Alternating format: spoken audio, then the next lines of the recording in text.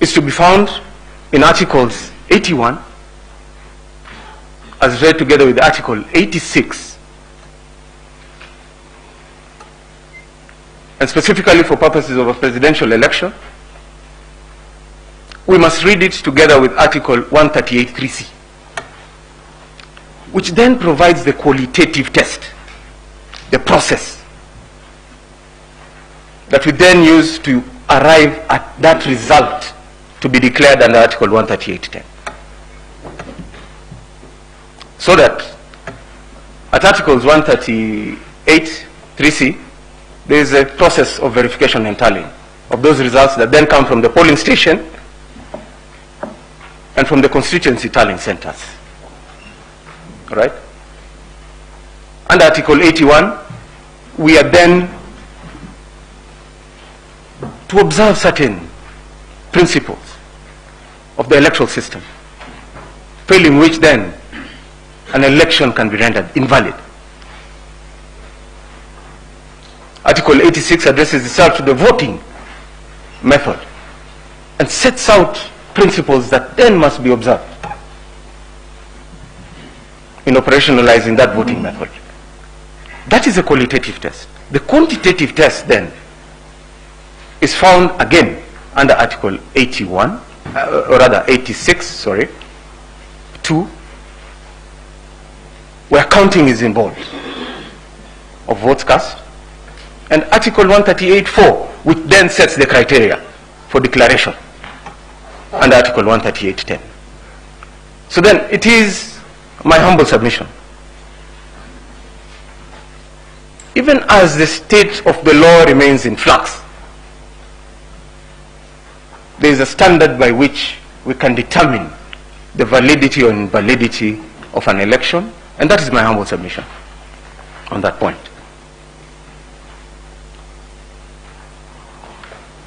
The second question, Madam Chief Justice and honorable members of the Supreme Court, directed at the first and second respondent by His Honorable Justice Lenaola, was why didn't the chairperson wait until the next day and try to reach consensus and address the 27 constituencies?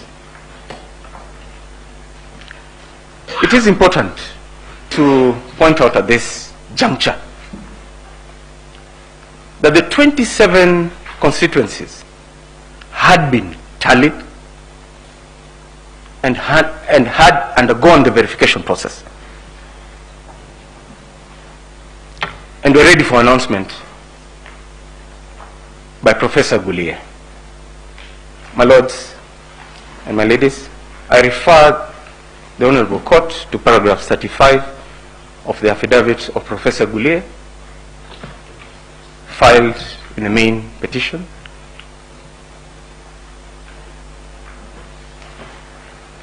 And as to the circumstances why the chairperson opted to declare the results on the very day that he did, the explanation is to be found in paragraphs 86 and 111 of his affidavit. But if I may summarize, he made considerations concerning security of his staff, who at that particular point in time were suffering arrests, abductions, and injuries to officials, including commissioners. In his mind, it was prudent to conclude the exercise since Article 138(3)(c) had been fully satisfied. And there was a legitimate expectation that the results were to be declared on the 15th of August as had been announced on that very morning.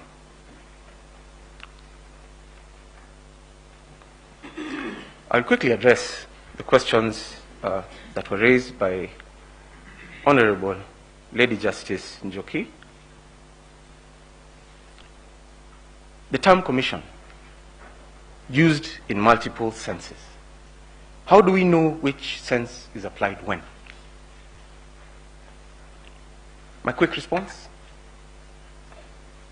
It is a question of the context in which the term commission is used. Section 2.1 of the IBC Act defines the commission to be the IEBC. Section 11A then breaks it down further to provide that there is that policy organ which is then constituted of the commissioners, including the chairperson, which then tasks itself with oversight, strategy,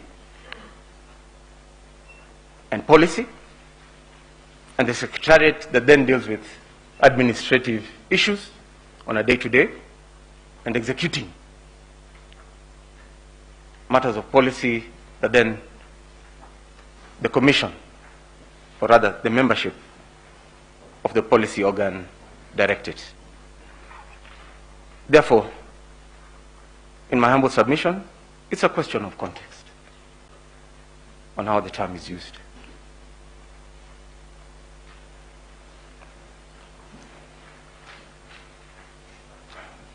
What are the checks for this all-powerful chair? For instance, if he was to announce the wrong results or be incapacitated in such a manner that then he could not declare the result. The checks are to be found within the constitutional and statutory framework. Follows. Article 138 then speaks to the checks. Article 138 3C speaks to a verification and tallying process that then engages the commission, the body corporate, so that there is no room for the chair to act as a lone ranger.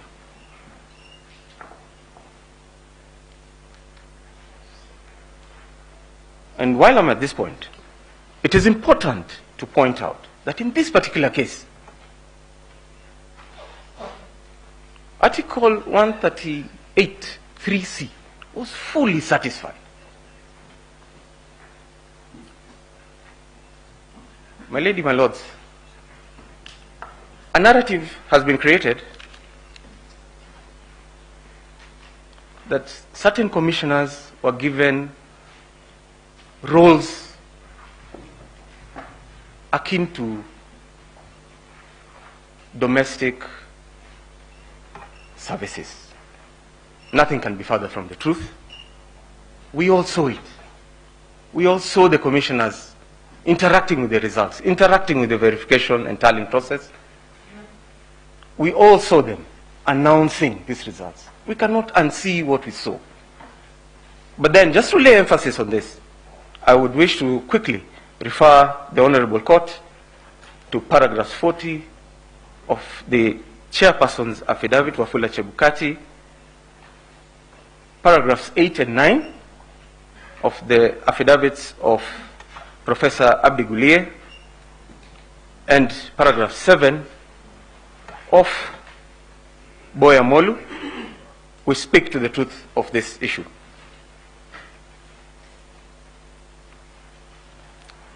Quickly, my lords, on the last question, on the issue of agents and their roles. Agents play an important role in the electoral process. It's up to the parties and candidates to appoint them. But for purposes of Regulation 79(7) and 62(3), the absence of agents does not invalidate proceedings at the polling station. That would be the end of my presentation. Unless the court has any question for me, I would ask to resume my seat. Thank you, and invite Mr. Ma. My Ladyship, CJ, Chief Justice of the Republic of Kenya, my leadership, the Deputy Chief Justice and Associate Justice of Supreme Court. I will try to waltz and do very fast because I'm short for time. I will mention the judge who asked the question and I will give my answer precisely. Justice Ouko asked the question that 33,000 votes, there's a variance of 33,000 votes between governor and president. Nothing could be further from the truth. The variance between the presidential and the governor is 24,000 votes. The same can be accounted for stray ballots. He asked the question, what are the stray ballots all over the country? We have to look at all those ballot boxes to get what are the exact stray ballots in those. But I did a bit of analysis and I've attached the analysis in Kibra and in Makadara. It is 2 per polling station. And the beauty about this is late last night, I also ran an analysis on the scrutiny report that we were given for the 18 polling stations, the report of the registrar. It exactly tallies. The stray ballots, even for that, it's actually 2 per polling stations, even if you looked at the scrutiny report. That gives you a figure of 92,000, the whole of the country, shared between the different ballot boxes. You cannot be able to know how the exact number of them, but that is the average. So if there is a variance of 10, 20,000, that's within, but anything way above that, you know, that cannot be accounted for by the 92,000 becomes very problematic. And I think I have attached that, and if that could run, the court should look at that. So it's 2 per polling station, 92,000, which is accountable. So if there's a variance of 40,000, 50,000, then the court can question that. But anything within that range, that is within the normal range. The second question that Justice Ouko asked is, do you have any instances where voters walked into polling station and voted for presidential only? No, we don't have. The integrity of the ballot is very important. If someone comes into our polling station, we give him all the 6 ballot papers. He can do whatever we want with them, but he cannot go out with them. He can put it in the boxes, he can mark them, but he cannot. That's why we're able to account for either through the rejected or the stray ballot. So to the question that someone can vote for one candidate and leave the others, it's not true. It's actually, the regulations don't allow. It's a criminal offense for someone to get out with ballot papers or election material from the ballot box. The second question that has been asked is, Justice Ouko said, the voter turnout, you say that there were 45,994 polling stations, out of which 46,299 polling stations were identified through KIMS. So only 235 were identified manually, out of which 6 did not have any election taking place because of violence. 229. I think the number you are interested is how many people voted manually. 86,889. 86,889. And the registered voters in those polling stations is 114,917. 114,917. 114,917. The interesting thing is we provided all the KIMS return. If you look at the affidavit of Michael Ouma, we provided all the KIMS returns. So you can check the KIMS returns as against how many people voted manually. Justice Ouko also asked a question. Justice Ouko asked the question that that is the number of the 86,889. Those are the people who voted manually. So the integrity of this process is very important because the other ones can be accounted for by the kids, right? The second question, Justice Ouko said, Omtata says 1,665,412 people curiously voted when the polls closed. And I think this is a faulty analysis, and you really have to understand how the kit works, right?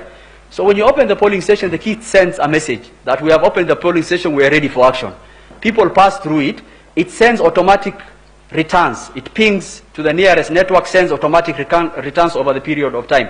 If it's not able to get the network, it will keep that information for the next 2 hours. Yeah. So that is how the number changes. The polling will close, but some kings will be sending the people, how many people went through. And it's only when we know when all the kings have transmitted and we know how many people have voted manually that you can be able to look at that, to look at it. So polling ends at 5 p.m. There are areas that voting commences on 6 a.m. on the next day. Some places in Eldas, KIMS reported happens once the network, once it has network, and it requests to connect. So I think it's a false analysis, because he says at 5 p.m. we should have known the whole turnout. It's not true. KIMS will keep on giving that information. Justice Lenora asked the information about whether the Form 34C is captured in JPEG and what happens to it. I humbly want to donate a KIMS kit to the court, a training one for the court to see itself. I have given a dummy form, a training Form 34A. I have also given the password. The court can take the picture and actually see what happens. The kit takes the image, and it's on the image that actually the conversion happens on PDF. We don't do any JPEG, and there's a reason for that. In fact, if you look at it, when you are taking the image, it will ask you for the QR code, whether it is proper. It will ask you for the grayscaling, and you will see how we do it. And we do for JPEG, because all your phones take JPEG. We want to differentiate our image from the ubiquitous images of JPEG. So that one I want to, through the registrar, I want to donate to the court to see it, a live demo. Justice Wanjala asked the issue of turnout of 65.4. I want to tell this court, at paragraph 30 of the affidavit of the chairman, that clarification was sought and it was given. And the chairman, and there is a video to it actually, the chairman clarified, and he said the turnout is not 65.4, it is 64.6. In fact, you will see Martin Nyaga rushing to the chairman, telling him, the person who was in charge of the cumulative of the turnout, telling him, no, that is erroneous. So the number is 64.6 at the point where he made. Is turnout really important in the declaration? I want to tell this court, there is this fascination by the petitioners on turnout. We don't use turnout to determine the presidential election. I think that is the base to start from. The reason why we give turnout is a measure of transparency and integrity, to know how many people pass through the kit. And the problem with it is a lot of people don't understand how these kits work. If you look at the numbers I gave on that screen, you will see, in fact, if you look at 2045 hours, 63.6 and 64.6, you will see that the total registered voters on 9th August 2045 is 21 million, under the KIMS 589,961. On 10th August is 21,926,565. If you deduct those numbers and you compare to the people who are actually identified by the kits, actually the people who are identified by the kits is more than this number. And a lot of people will say, oh, why do we have more people who are registered in those stations than people voted? It happens. And because the relationship between the people who are identified in the kit and those total number of voters in those polling stations is not a linear relationship in this sense. So 9th August 2045, a kit will report 10 people. So we'll say 10 people have been identified in those kits, but the number of registered voters is 700. We will add in the total number of registered voters. You reached 10th August 240. That kit has already given its maximum registered voters in the original reporting. But people will keep on passing it. When another 20 people pass through, the kit will report 20 people have passed me through. So we will say the voters identified under the KIMS has increased. But we don't increase the registered voters in those polling stations because it is already reported.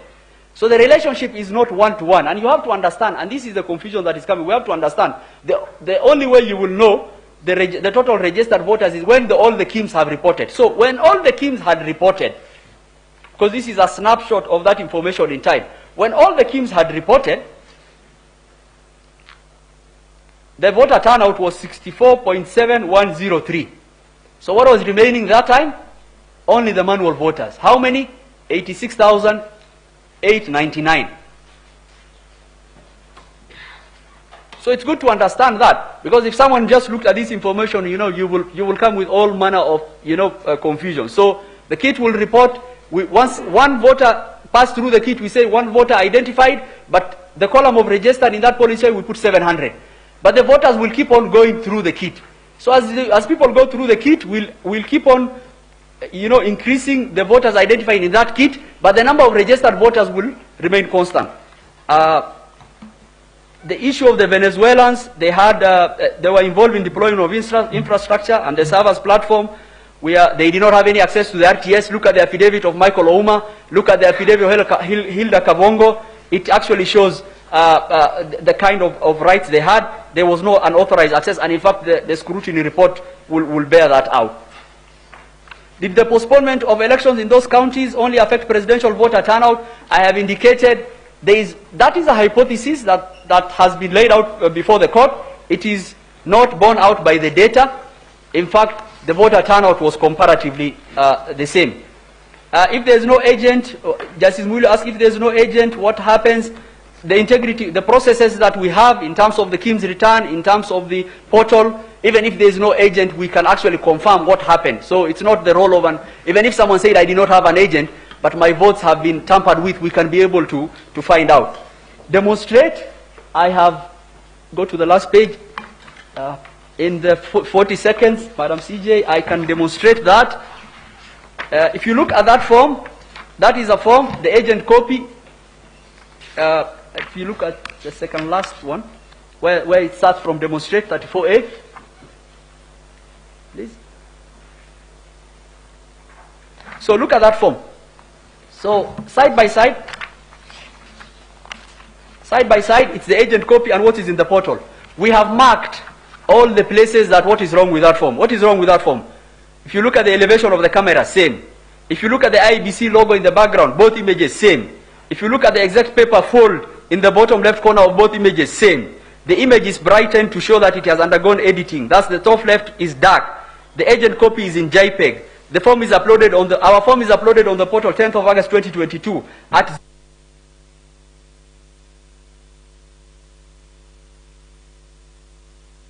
2 days later. And we have put that in our affidavit, actually. You can check all the edits. Sorry, Counsel, you are not being recorded, but we suggest that you take the next 2 minutes and finish. Please put the machine back.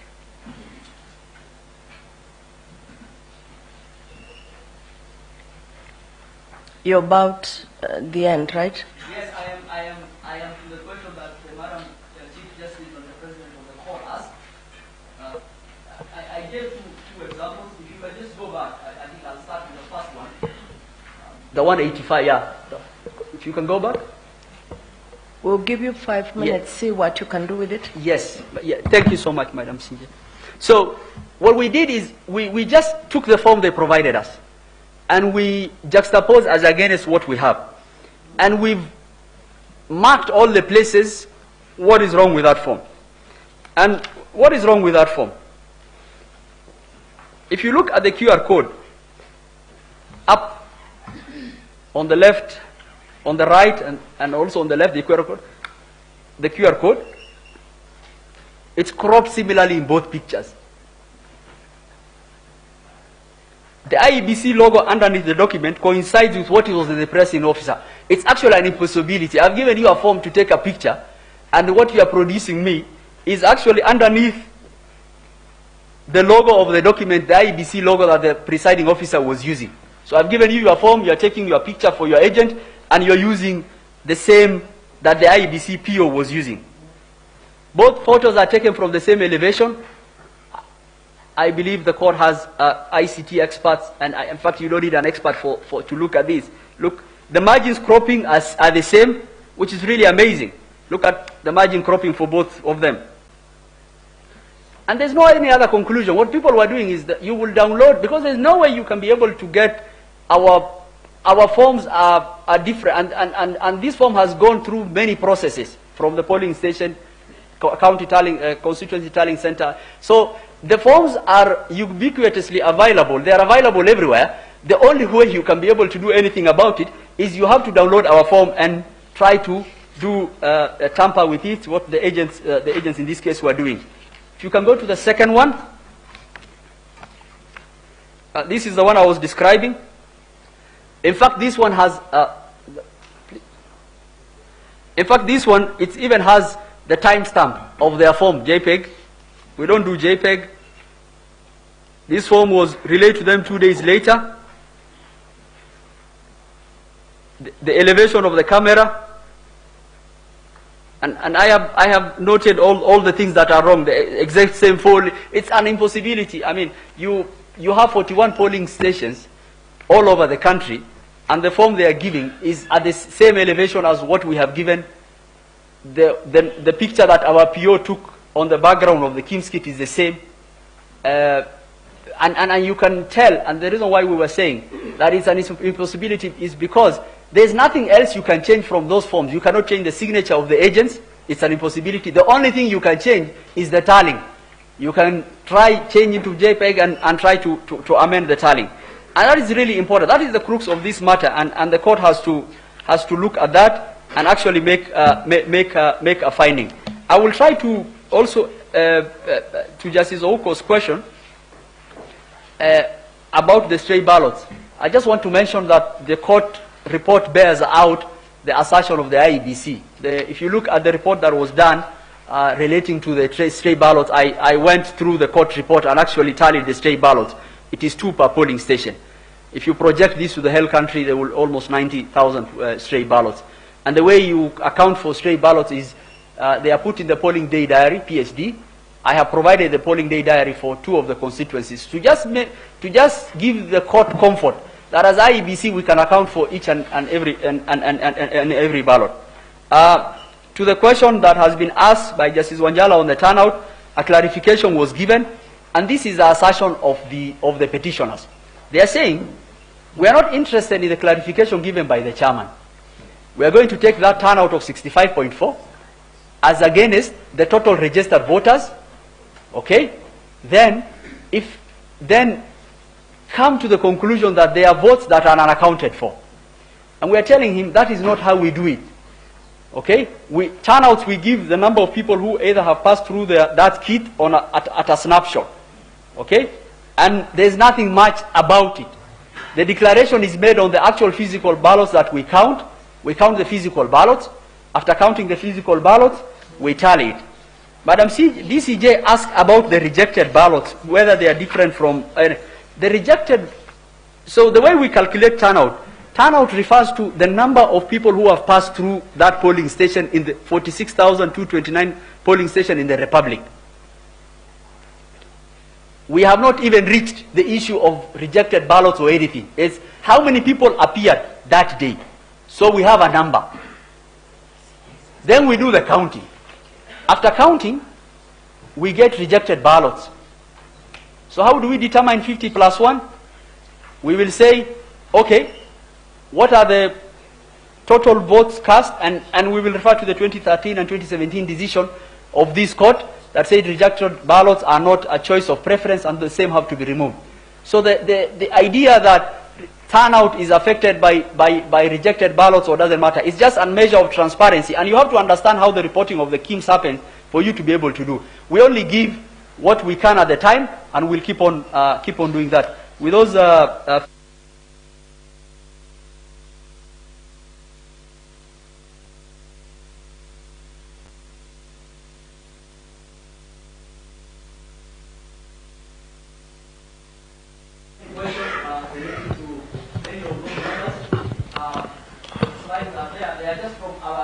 Thank you, Councillor. You're not even being heard.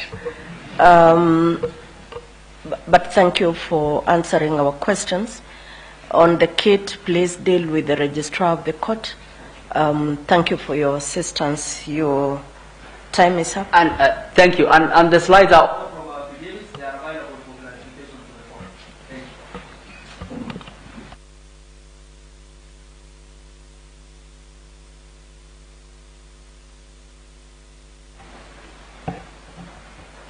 My lady, I do not know whether you can give me 2 minutes to respond to Lady Justice Jokindo.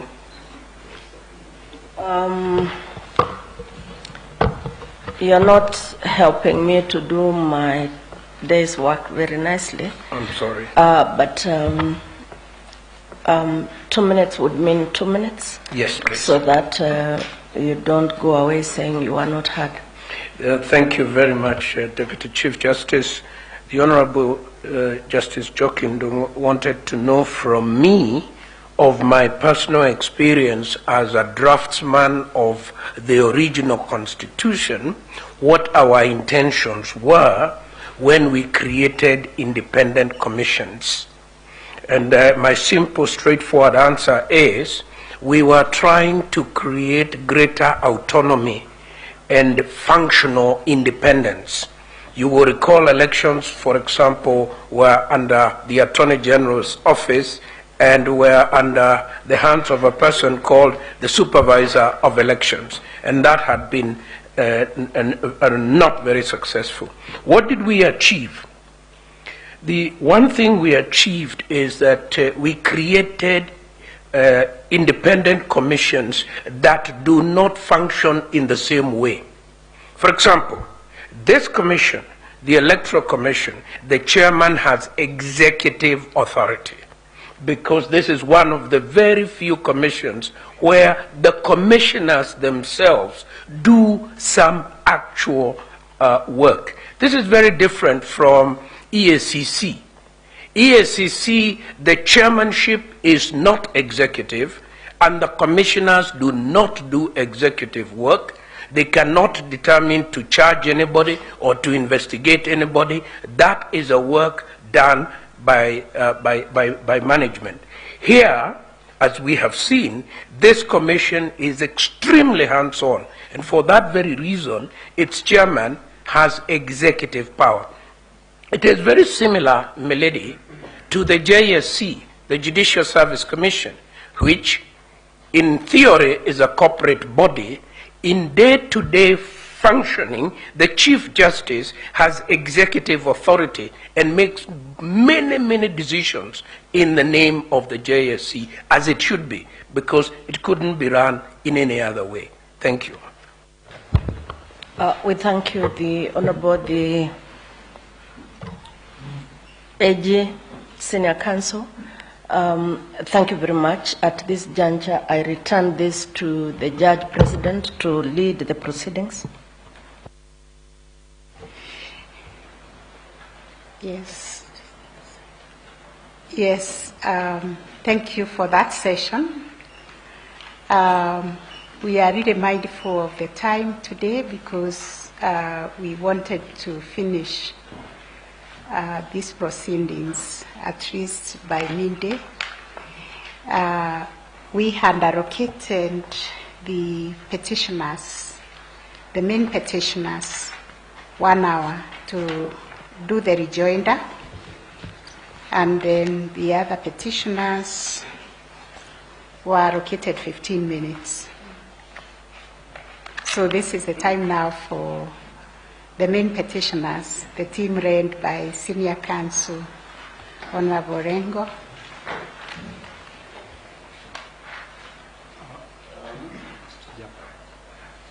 Madam the Chief Justice, before the main petitioners commence their response, Yes. there were issues raised by the bench yesterday on which we are requested to provide answers today. At what stage will we be able to do that? I think it is now. It is We now. must have forgotten you. Thank you, Madam. Just give me 1 minute, I get my notes. Can we give you 5 minutes to do that? I remember it was like 1 or 2 questions which were directed to you. Madam, the dilemma I have Eh. is that there were about 3 questions raised, Yes. which I should respond to. But if you may recall, you had also permitted the advocates for His Excellency the Vice President to respond to the application by the Chief of Civil Service, Mr. Yes. Kenywa. That is correct. And they did that, and we didn't have an opportunity to comment on their response at all. So I will try to be very, very, as usual, very quick and respond in summary, but I will need about 10 minutes. Okay. And my learned friend, Mr. Gatia, Senior Counsel, also tells me he has a request to make. Thank you.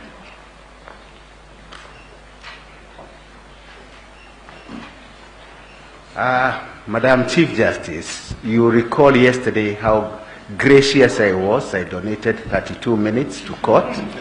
Are you claiming it back? No. No, I will not do that because the court has work to do. All that I request is 5 minutes, nothing more than 5 minutes of your time. We are doing quite well this morning. Thank you so much. I don't know who will go first, whether it's my senior or ourselves. I think you can go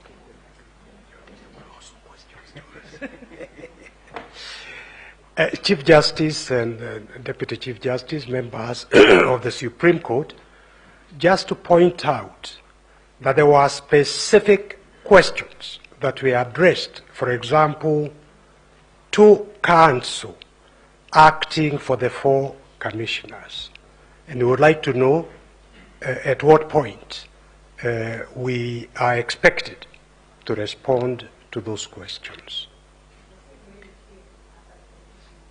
After the petitioners. Thank you.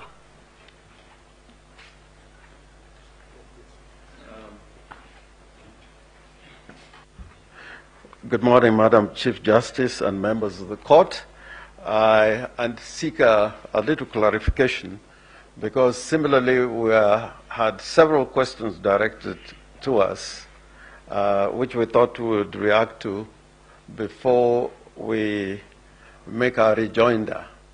And I thought yesterday you had clearly stated that we'd have 30 minutes. We had about 27 questions.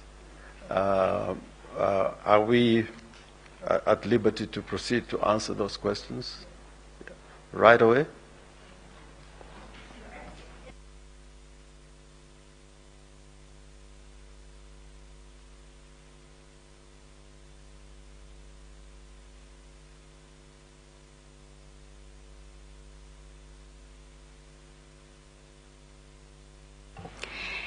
Sorry, Senior Counsel Lengo, you have 1 hour to respond, but I hear you saying you need more than 1 hour because of answering the questions. And therefore you're asking for another 30 minutes. With a little bonus. We can see what we can do with 1 hour. If you extend maybe 15 minutes. It would not be enough. There's a very important question which just... It's all right, because even the time we are wasting now, you could be answering.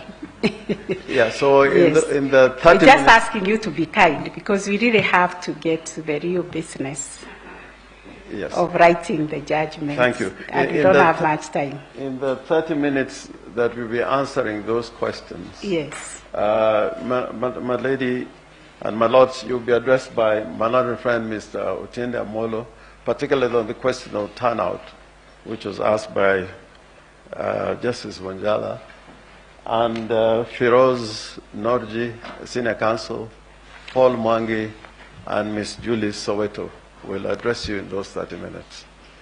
And I invite Senior Counsel Otiende Amolo to address you on the first question. Yes. Not yet. Yes. Not yet. Not yet. Yes. Senior Counsel Oraro, please, or is it Gatia?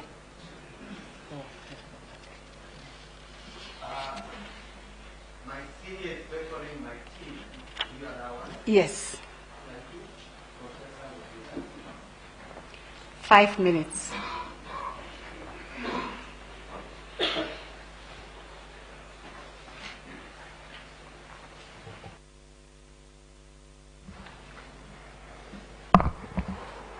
Chief Justice, Deputy Chief Justice, distinguished judges of the Supreme Court. Actually 3 questions were asked that are relevant to submissions yesterday, paraphrased as follows. 1, if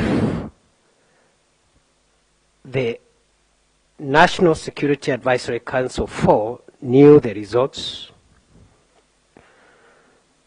before they went there, and 2, why would the result not be announced the next day to build consensus, and 4, what would be the effect of the non-involvement of the 4 commissioners in the verification and tallying vis-a-vis Article 138(3)(c.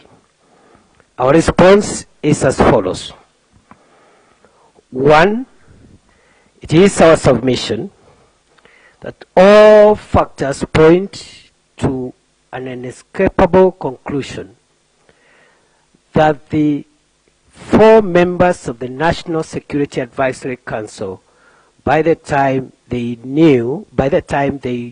went to the Bomas of Kenya National Tallying Center, and by the time the head of public service placed a call on the returning officer of the presidential election, by that time they knew.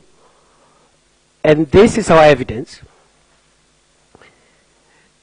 By the morning of the 15th,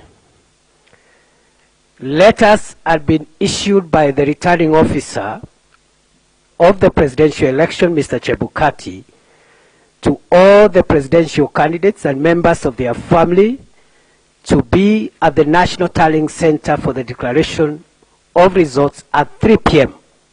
on that day. And my client already had received that invitation. I believe the other presidential candidates had those letters.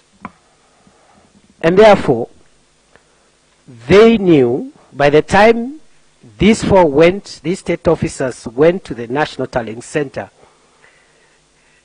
they knew that the verification tallying had been completed, and what was pending was the declaration of the final result.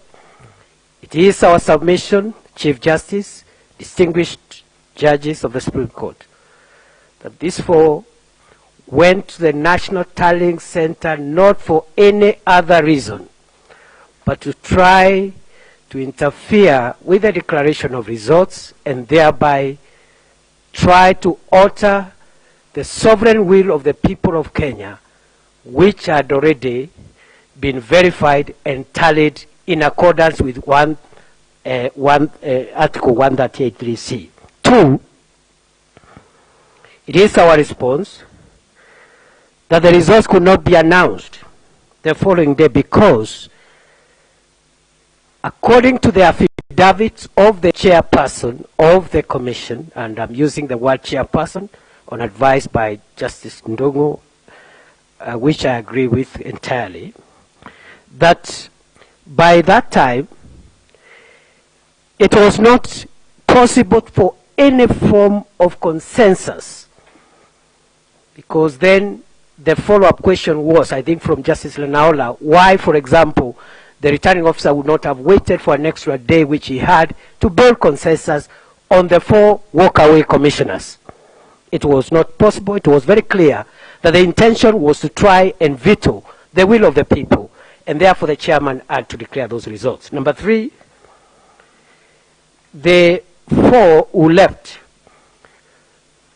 also, their colleagues had been injured. And so the chairman had, in our view, make the announcement that day because of the gravity of the situation. Finally,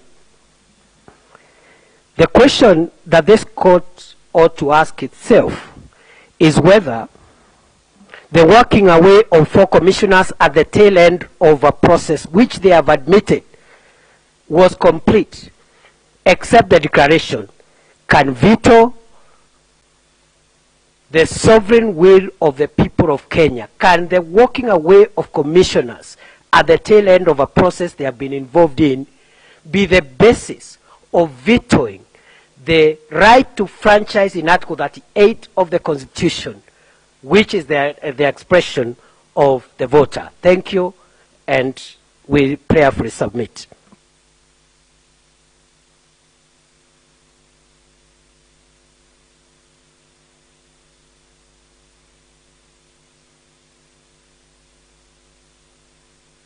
Chief Justice, my lords,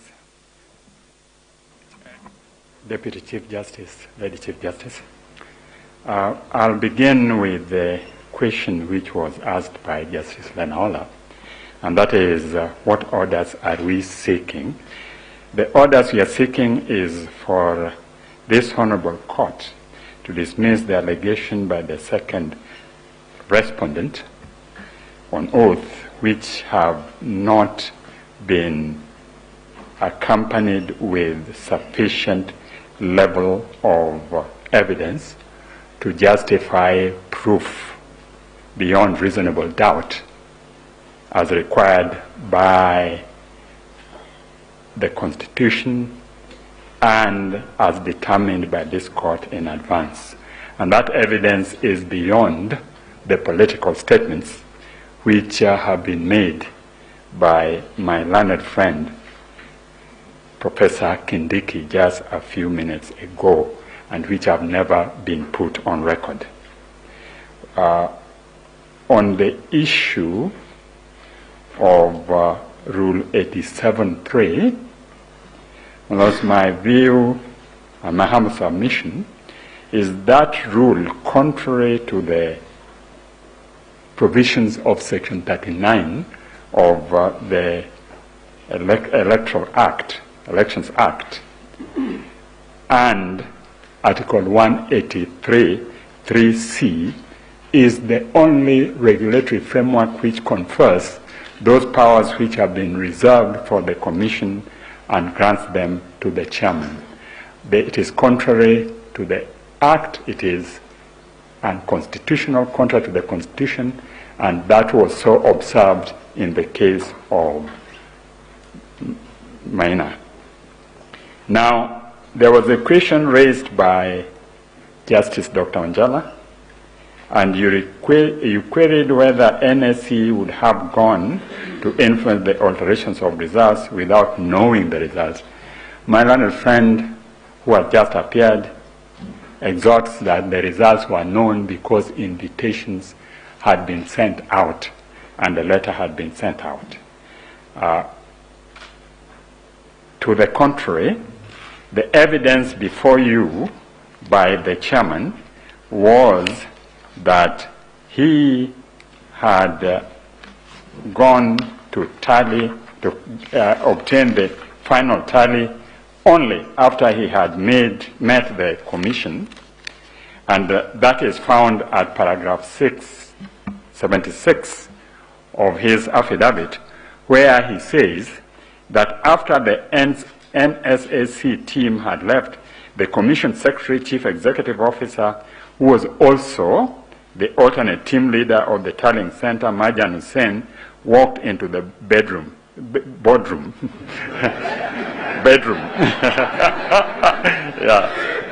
The purpose of the meeting was to receive the final tally of the results of the presidential elections before he could proceed to declare. And it is only thereafter that the results were handed to the commissioners and they walked out. So that even by the admission of the chairman, he was not aware of the results until after the NSAC team had left. Now, the Deputy Chief Justice asked about the effect of NSAC on the independence of IEBC. Your Ladyship, NSAC is a body comprised of all the heads of the security organs in this country, the head of civil service, the representative of Attorney General, and other heads in the government. Its purpose is to receive all the information on national security and give advice, not act, but give advice, so that even if they are of the view that it is insecure to be in this court at this time, it is the NSC who will give advice to the judiciary, and that is not an interference with the independence. And we have to take their role in the context that these 4 members of the NSAC were co-opted by the bigger body. They were not there on their own account, which has led to them now being vilified for undertaking an official duty they were requested to undertake. I had shouts from another friend on behalf of His Excellency, the Deputy President, of crucify them.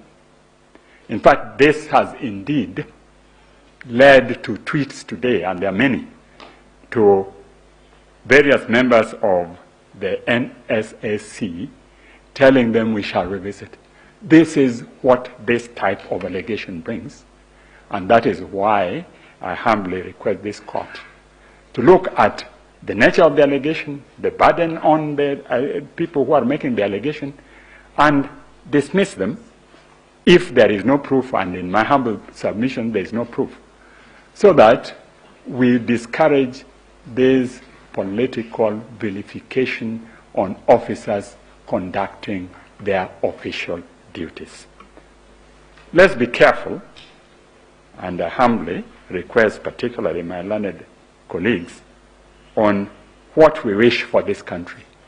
Let us not wish mob justice to be the arena of operations whenever various functionaries are discharging their duties. Let politicians do politics, but let them leave professionalism to those who are engaged in various areas. In fact, since this process started, there has been a lot of vilification on the judges, on the parties appearing. In fact, tweeting has been the norm on discussing this issue instead of looking at it soberly. We can't stop tweeting. They are entitled to. But we can't bring it to this court. That's my humble submission. I beg that these allegations be dismissed with the contempt they deserve.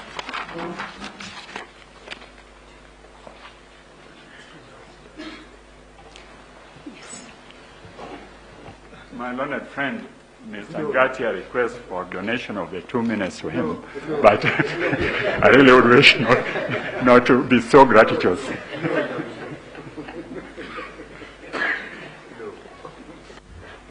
Thank you. Madam Chief Justice, if you may allow me, I did not put one of our lawyers on record, Mr. Donald Kipkorir, who is not in court because of the sitting arrangements.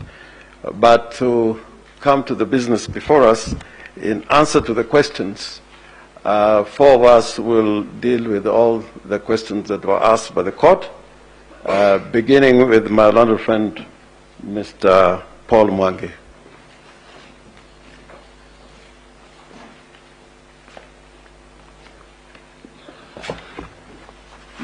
Madam Chief Justice, Madam Lady Deputy Chief Justice, my lords, my ladies, I have 9 questions which I'll tackle very first. What I have done is I have classified it into topics because they were across the board. The first is the relevance of rejected votes in the counts of the election. This is a matter that we have asked the court both in 2013 and 2017 to relook. We wish to resubmit as we resubmitted the 2 times, and to say that it is still our position that people who come out to vote, whether their vote is counted or not, are coming out to make a stand on the issue, and whether either due to technicality or other reason their vote is not counted, they must be not treated as those who stayed at home. They are people who came to express an opinion on how they want to be led, but for various reasons their vote was not counted. But the fact that they appeared should be taken into account, so that you would consider their votes whether they are rejected, and even if they are called stray ballots, should also be considered in that sum. The second question was regarding the scientific whether there are any scientific studies regarding the nexus of elections in a postponement. We have seen, unfortunately, we could not tender any further documents of this, but there are very many theories in political science, one of which we came across with the contagion theory, that elections affect each other. People come out to vote for various reasons, and especially when you're dealing with elections of a national level and a devolved level, there are very many considerations that would make somebody want to come to make a decision on a devolved government or a national government and not necessarily care about the other. But one of the things that we also must consider in Kenya's political culture is that in Kenya we do have six-piece kind of campaigns, and that people come out to campaign together as teams, trying to win across the board on all the seats. And that when you disenfranchise one, when you stop one election, that means you demobilize part of the political infrastructure that is laid out for that. And lastly, on this point, we want the court also to consider that, at least in respect of Mombasa, and our evidence has shown that there was an order from the Mombasa High Court that has stopped the printing of these ballots, and that was disobeyed. There was also a promise that had been made by the chairman that he will not print, and he went against that too. And lastly, that it was announced on the last minute in that night. The third issue was what elements of Section 80 of the Elections Act we consider necessary in the face of the fact that we are also impeached the process. Apart from the elements that are laid out themselves in Section 80, which is that upon a recount, the person should have been a winner, and that the person should be found not to have committed any electoral offense. In our submission, we wish to add that first, the test should be whether the petitioner is culpable for any of the wrongdoings that is complained of. Secondly, whether the petitioner benefited from any of the wrongdoings that are complained of.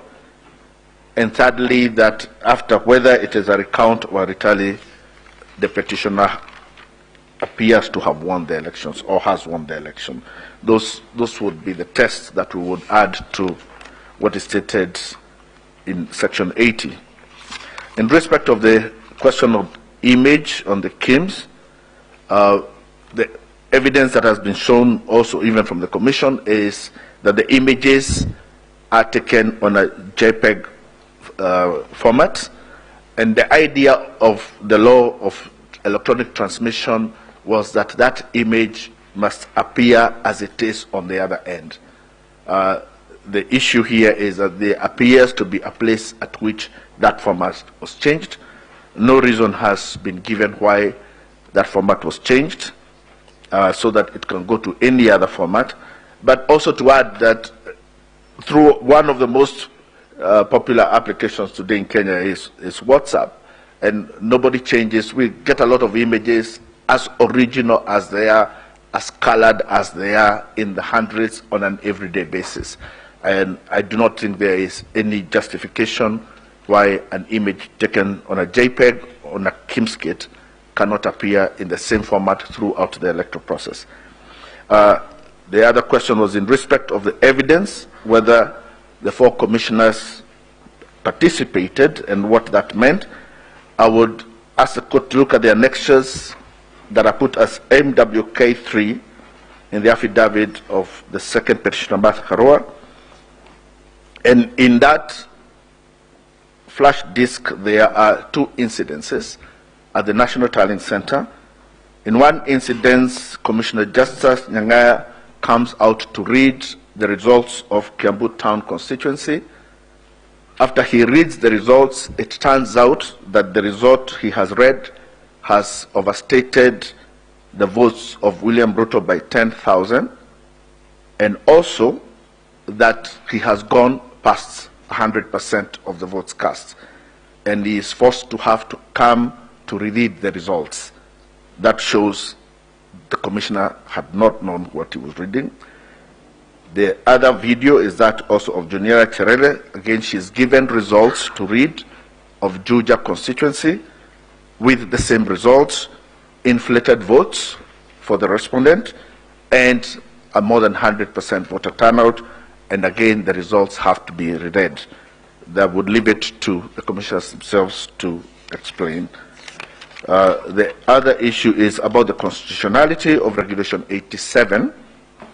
Now, first, our position is that a regulation or any act that is unconstitutional does not need the order of the court to be nullified. It is already nullified by Article 2. And at any time, it remains a nullity ab initio. The second issue to consider is the duty of every person, not just the court, to defend the Constitution as required by Article 3. And the fact that this chairman, the chairman of the IEBC, is a person who has qualifications similar to be the Supreme Court judge. So it is him who has betrayed the Constitution.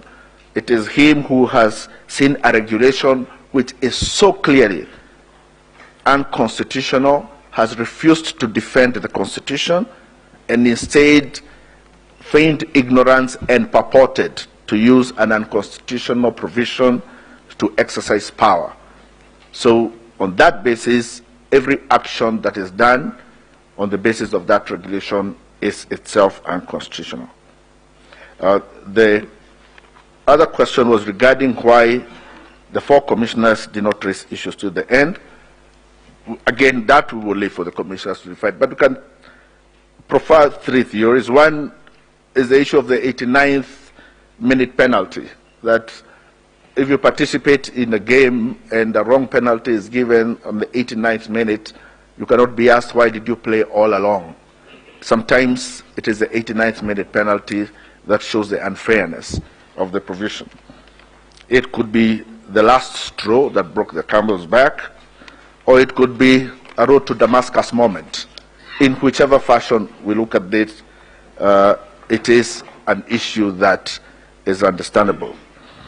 The other question is in regarding for if there were to be ordered a repeat election, who would conduct it? Would go back to Article 250, Sub-Article 10, because the Constitution provides for positions of vice chairpersons of all commissions. But Article 250 does not lay out any roles that they're supposed to be undertaken by those vice chairpersons. Our position is that that provision is not empty, and it is meant to provide for succession plans in commissions in places where an emergency or situation such as this, where such a succession is necessary. But the second issue would also be that the court itself, in inherent powers, has the power to ensure that its orders are fully obeyed and fully executed. And in such a situation, the court would treat its order as an order that has to be executed and would have the inherent powers to make all such other orders that are necessary to ensure that those orders are executed in full. Before I go to my last issue, I want to comment on something that was said about no agents. And one of the issues this court was told is that it appears there's a jurisprudence that is being built that where an agent does not appear from the other side, then the opposing side has a right to steal or a right to commit fraud, or somehow excuses the IEBC from any duties because there was no agent. And in fact, one of the advocates likened, said that you must have agents in every place, and even likened to agents. I said they should be like your wife. I believe that is what was said. Apart from the fact that that statement is very sexist and insulting, not just to women, but even to constitutionalism, their course must restate the duty of IEBC to protect the vote at all times in every place, and that it cannot pass the buck to parties when wrongs happen, and also must put the obligation on every contestant in an election that if you meet a place where there is no agent, it does not give you a right to steal the election in that place. The last issue, and I follow this up with what my learned friend Mahat did, I want to show the courts a Form 34A from a place called Gasharaigo Primary School, and it is in Murang'a, in Kangema constituency in a ward called Murugo in stream 2 of 2.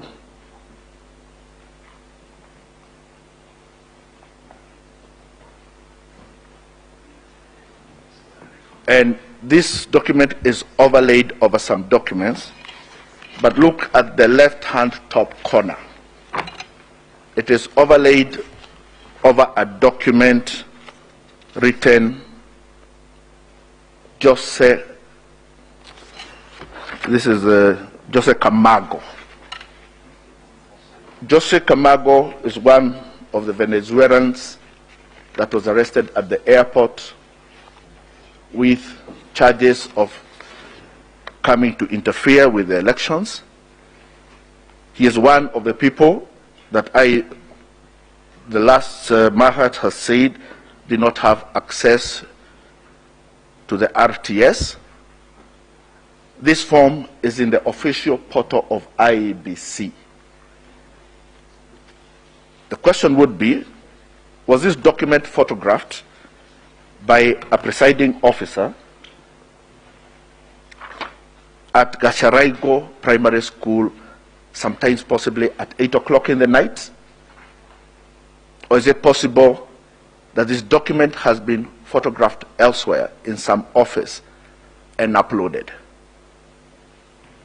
This, we ask the court to read the DCI report regarding Jose Camargo, and we believe, my lords, that these are the fingerprints of one of the suspects of the theft of this election. That is all.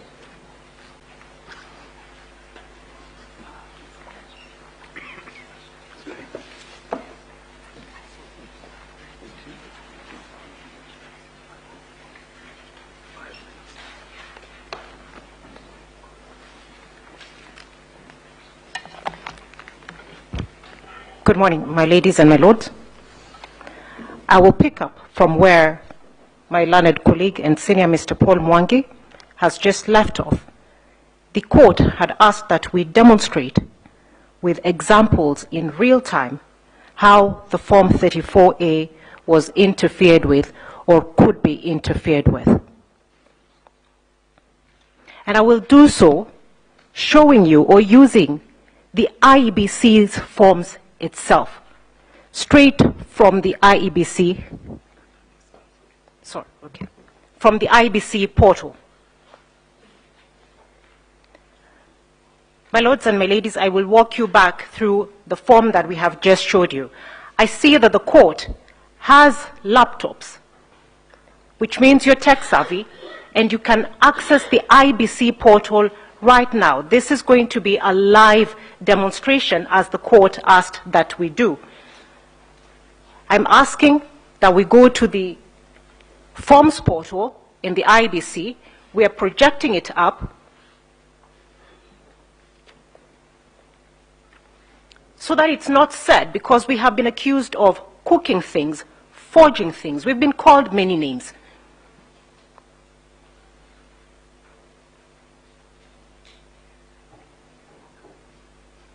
This is the IEBC's own document. We're asking that you open on your own devices, but even as we show, Murang'a County.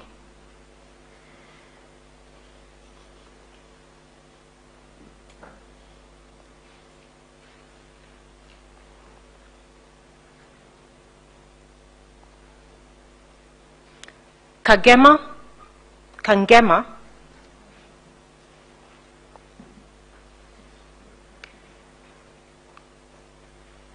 Moguru, and Gasharaigo Primary School 02.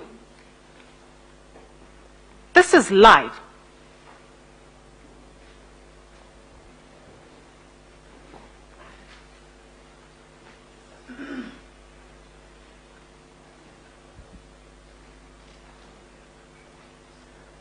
My lords and my ladies, we have downloaded a Form 34A from the IEBC portal. And I'd like the court to just scrutinize this form before we go to other details. From where I am, the stamp.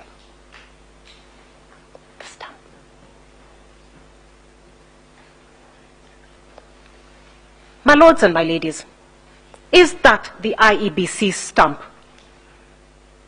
It's on the IEBC portal, looking like it's been superimposed over another stamp.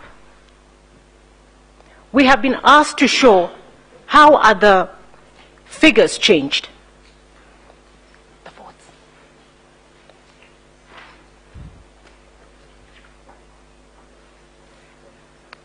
Now, my lords and my ladies,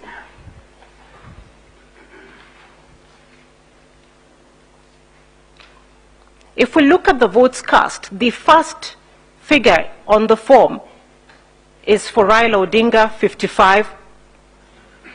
It's followed by William Ruto, 260. It's followed by, I think that's Mwaure Waiga, 001. And the last is Wajakoya, 000. If we sum up the total votes, we get 316.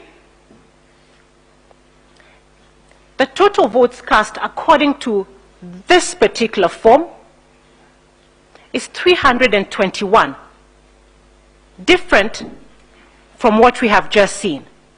The rejected votes are 4, which means already by calculation there is a problem. But we'd like the court to look at the total number of registered voters.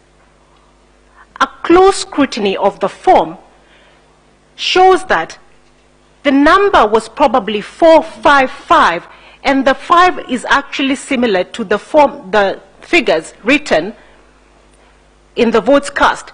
But somebody or somehow that figure has been changed to make it look like 488. It is obvious to the naked eye when you look at that form.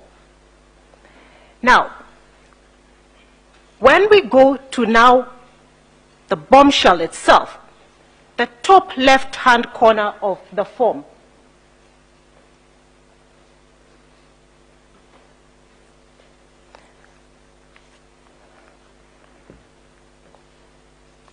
we were told by my colleague, Mr. Gumbo, there were no foreigners in this election.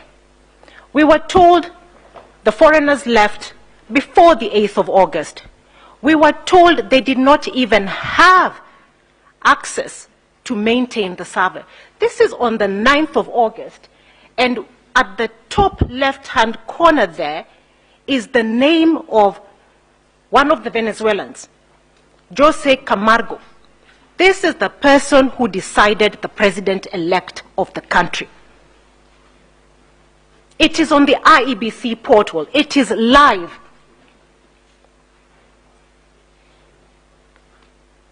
How did that come there?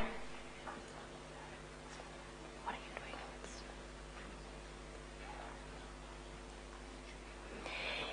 doing? This person is the one who was interfering with the forms.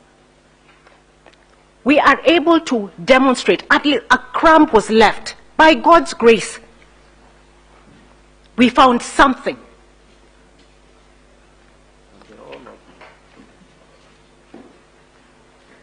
We didn't make this up. We were told we forged these documents. Now, this is how, my lords, the staging was happening. This is how the changes were happening. This is on the 9th of August. We were told they were not there. I'm going to do, because of time, with your permission, Your Ladyship.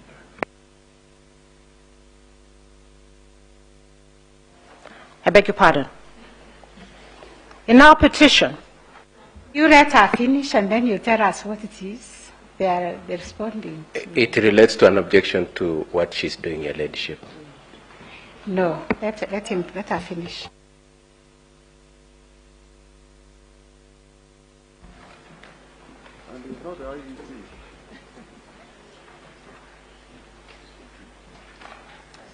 my ladies, my lords, that name, Jose Camargo, Gregorio appears in our petition,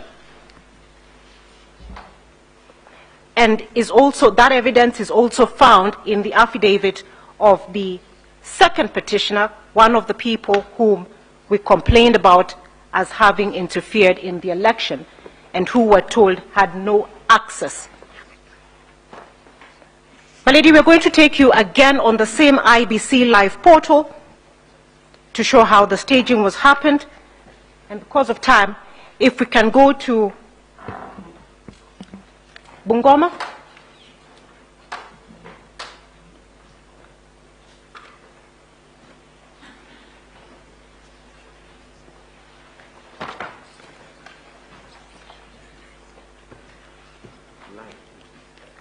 We want to do it live, and we're doing it live on the IBC portal.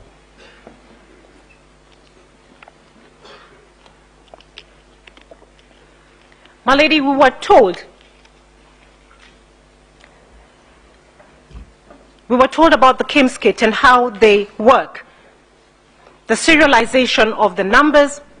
We have been told that each of the 42,201 KIMS kits that were used in the election had their own unique KIMS kit ID and serial numbers. Bungoma County, Mount Elgon, Chesikaki, and Songoyo.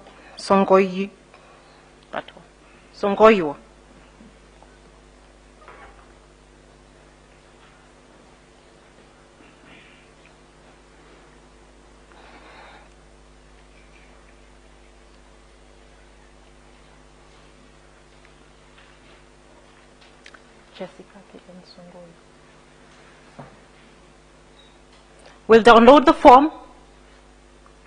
The nomenclature of the KIMS kit and the form is shown at the top on the address bar. And for purposes of time, my lady, what we're told, it will show you that that's a Form 34A. It will give you the serial code of the polling station from which that Form 34A relates. And then it will show you the KIMS kit serial number or ID. There'll be a date stamp and a time stamp. What I'd like the court to focus on is the serial number, and perhaps because I can't see from here, this is where I would have liked the court to have its own, but maybe if it can be.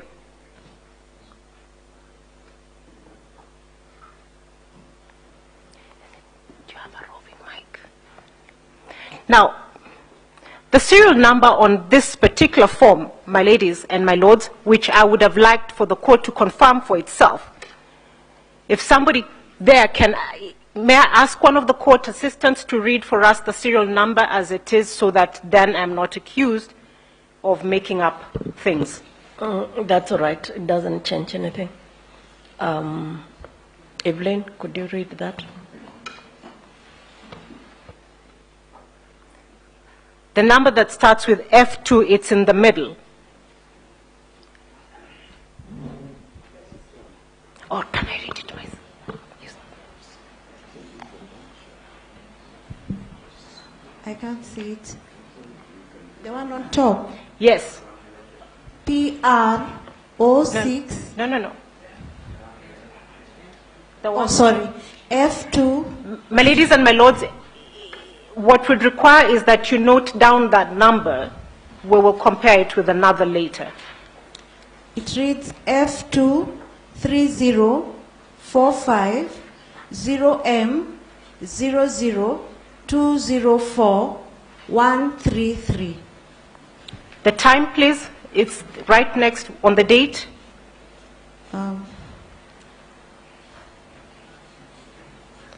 That one. The time is... The date on which... 9th August 2022 at 1956. We'll check another form. Nyeri?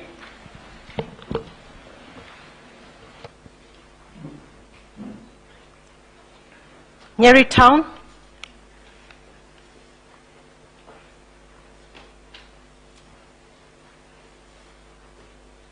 Gatitu? Morogoro? Tunguma Primary School?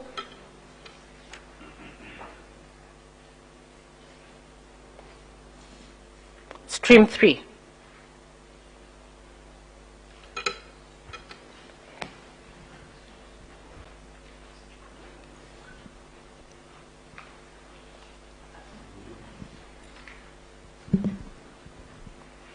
Kindly read the serial number. F230450 M00204133. And the date and time, please? 9th August 2022 at 23:49.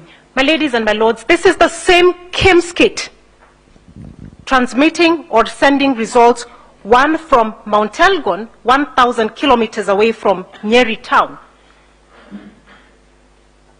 2 hours later, how is that possible? When each KIMS kit was supposed to have, each polling station had its own unique KIMS kit, which was supposed to transmit from its own unique IP address. Because of time, I cannot demonstrate the thousands of forms that we have identified with the same issue. My ladies and my lords, this is how the staging or the complaint that we raised happened.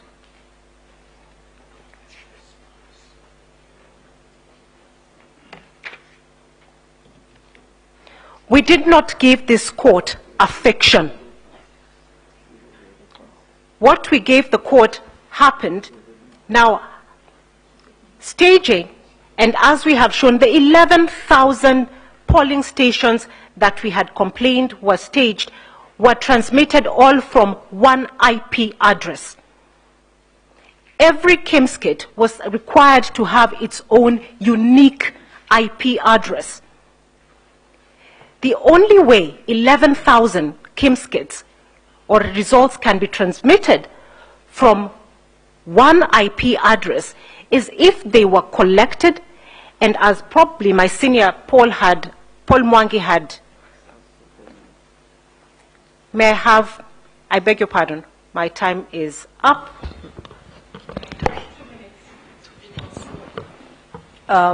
Yes, 2 minutes. Yes.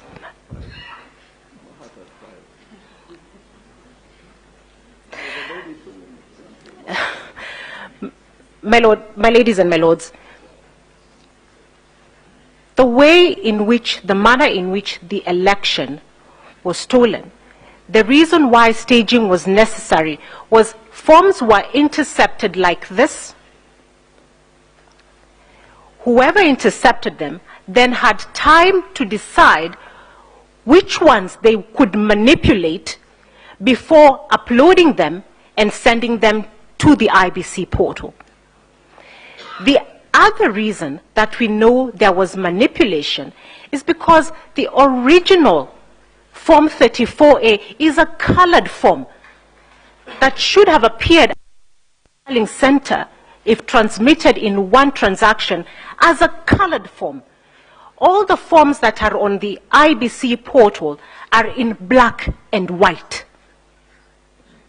At what point were they altered from JPEG to PDF? When did that modification happen?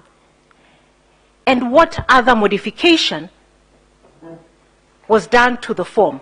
We submit to you that we have shown that not only was it possible, it did happen, and the fingerprints of those who interfered in the systems are still there. Thank you for your time.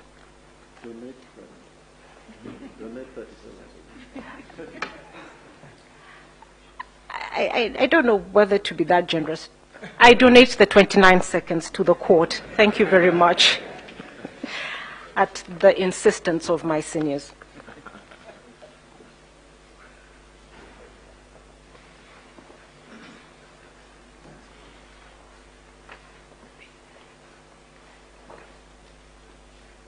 May it please the court, my name is Kirago Kimani.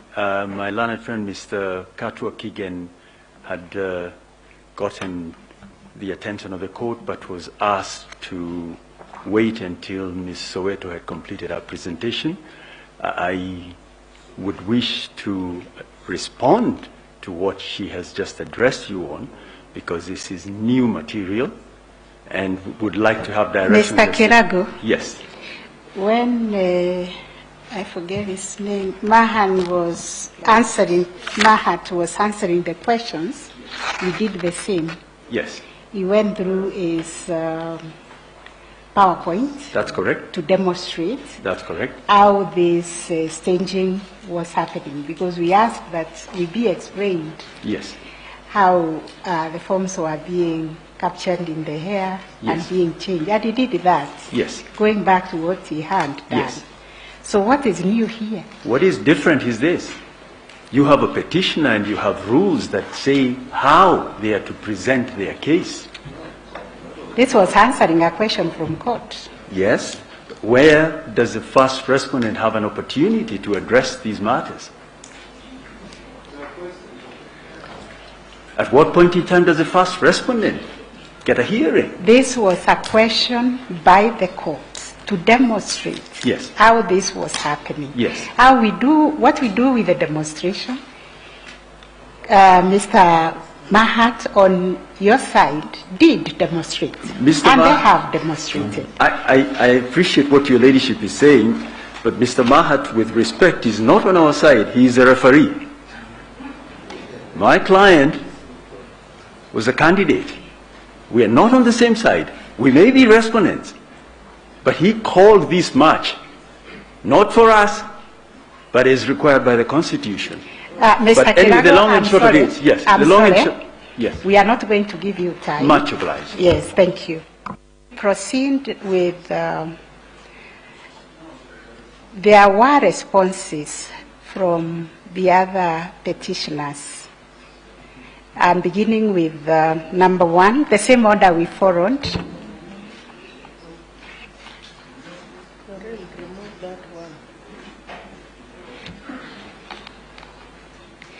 You have responded. So who was next? It was, I think, Senior Counsel Jan Mohammed was her client. The same order we followed so that we don't waste time. If you can't use the 15 minutes, please.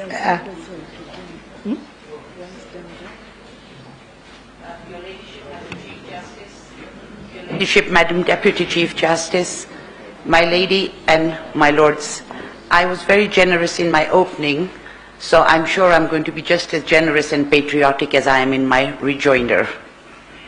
I had donated, I was the first one to donate 7 minutes in my opening. Okay. My lady, on behalf of the petitioner, in number one, that's the second petitioner, we had filed a rejoinder of the submissions after our original submissions. And my lady, the petitioner's case is very simple. All it was the petition was limited to a legal issue.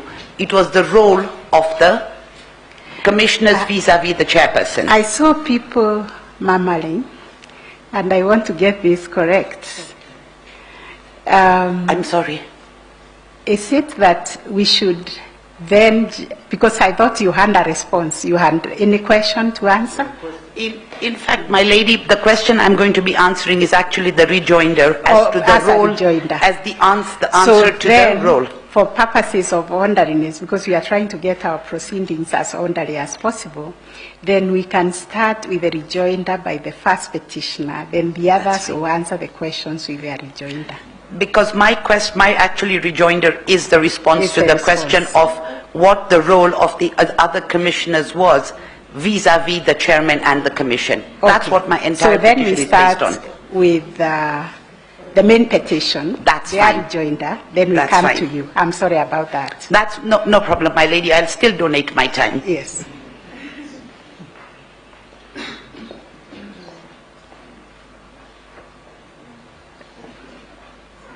Senior Counsel Olengo, it's your turn. I'm just wondering, because if I heard the court correctly, there are some questions put to Mr. Mtata. They will respond with their rejoinder. With a rejoinder? Yes. Oh, okay, then that's correct. In our rejoinder, Madam Chief Justice and members of the court will have 4 in our team giving the rejoinder. Senior Counsel Firoz Norji, Senior Counsel Otiende Amolo, and Senior Counsel Philip Murgor, and I'll have 5 minutes at the end. But I'll begin with Senior Counsel Otiende Amolo.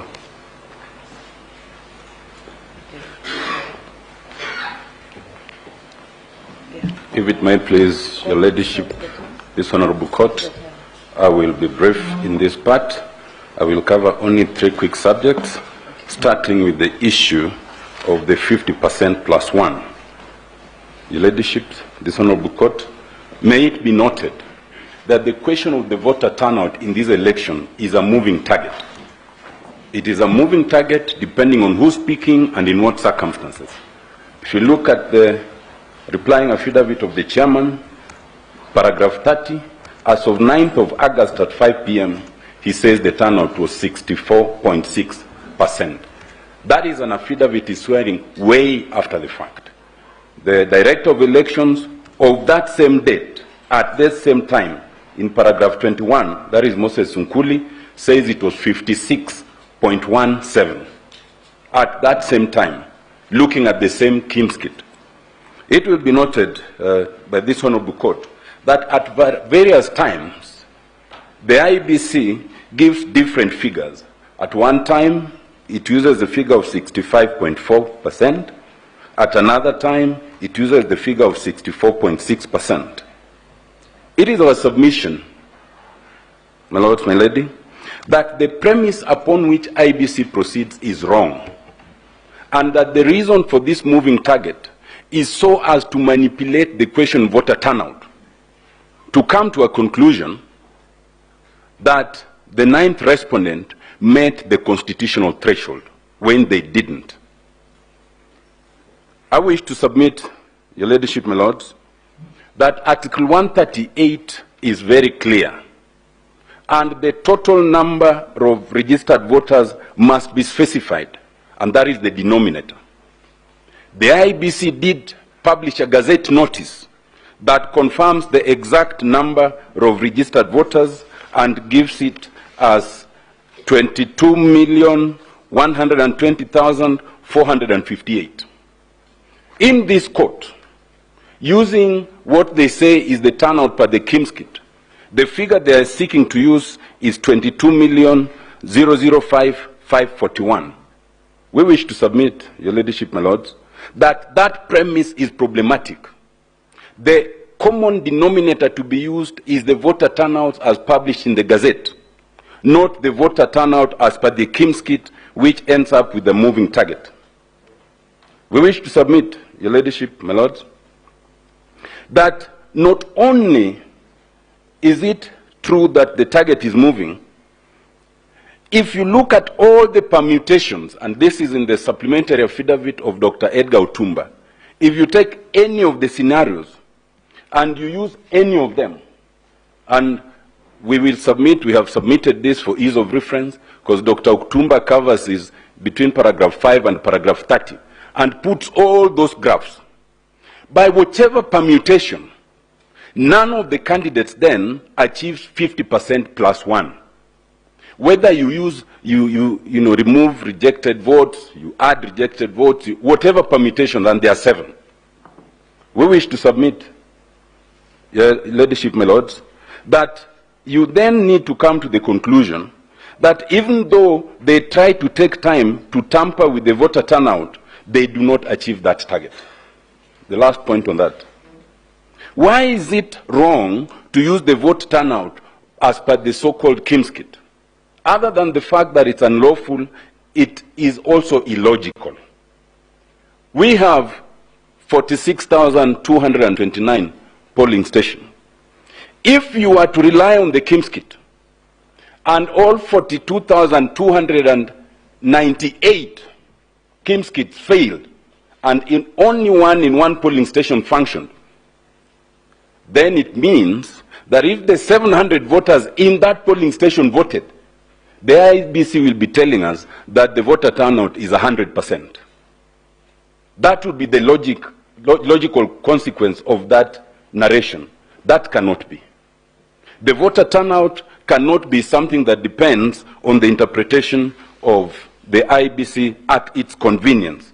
It must be the denominator as a percentage of the total registered voters. My second point.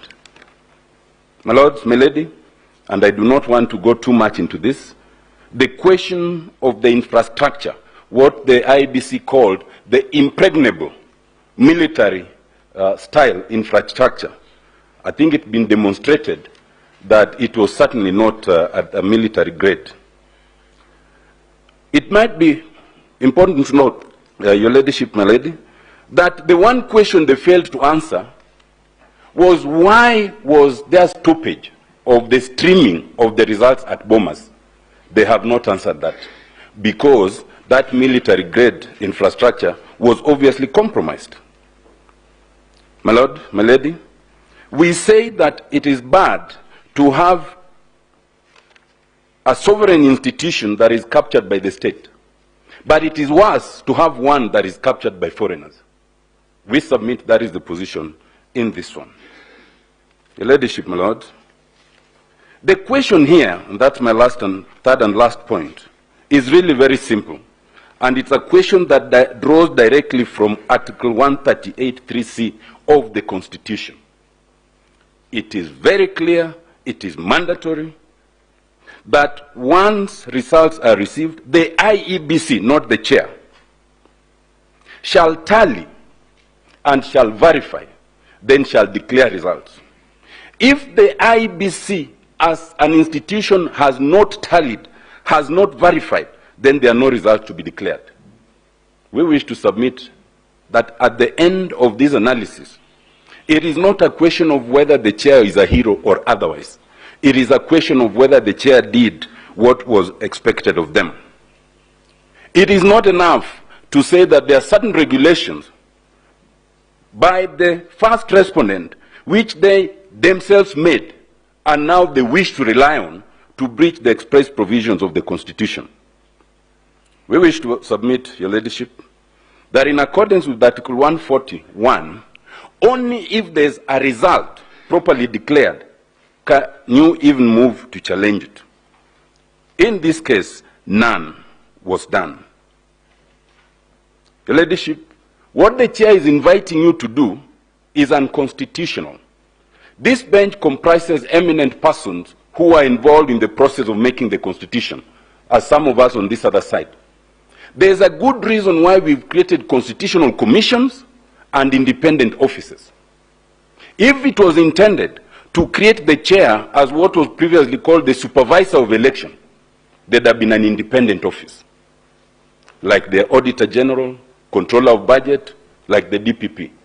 But now the chair is inviting you to find that his is some sort of imperial chairmanship or chairpersonship in defiance of the Constitution. We wish to invite you not to accept that invitation to amend the Constitution belatedly. My lady, my lords, at the end of the day, the only question will be, did the chair act in accordance with the Constitution? Is it fair to invite you to find that the other commissioners do not matter? The chair of IBC is a first among equals, just like in this court. There are 7, just like the judges of this court. But the fact, Your Ladyship, you are the Chief Justice and you are the President of this court. Yet the Constitution would not allow you to exercise veto powers over the other colleagues. Why would the chair believe that he can have such powers over the other colleagues? Ultimately, my lords, your lady, it is the decision of the majority that must be the decision of the court. And similarly to the IEBC, as we are here today, the decision of the IEBC is that the match that was being played was stopped by the referee. If it was in court, it would be a mistrial. By their own admission, they have said that things happened which should not have happened, and therefore it was not complete. My lords, my lady, in 2017, this court made history by nullifying the first presidential election in this continent, and I think only the second known to me in the world. In this year, it is the IEBC that is making history.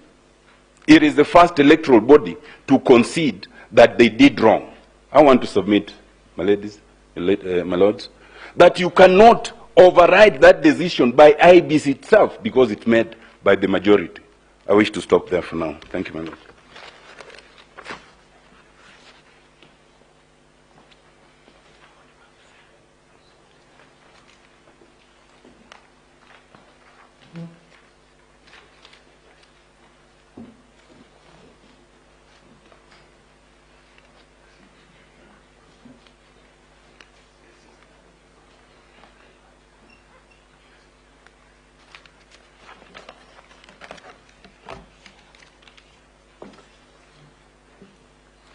My Lady Chief Justice, members of the court, I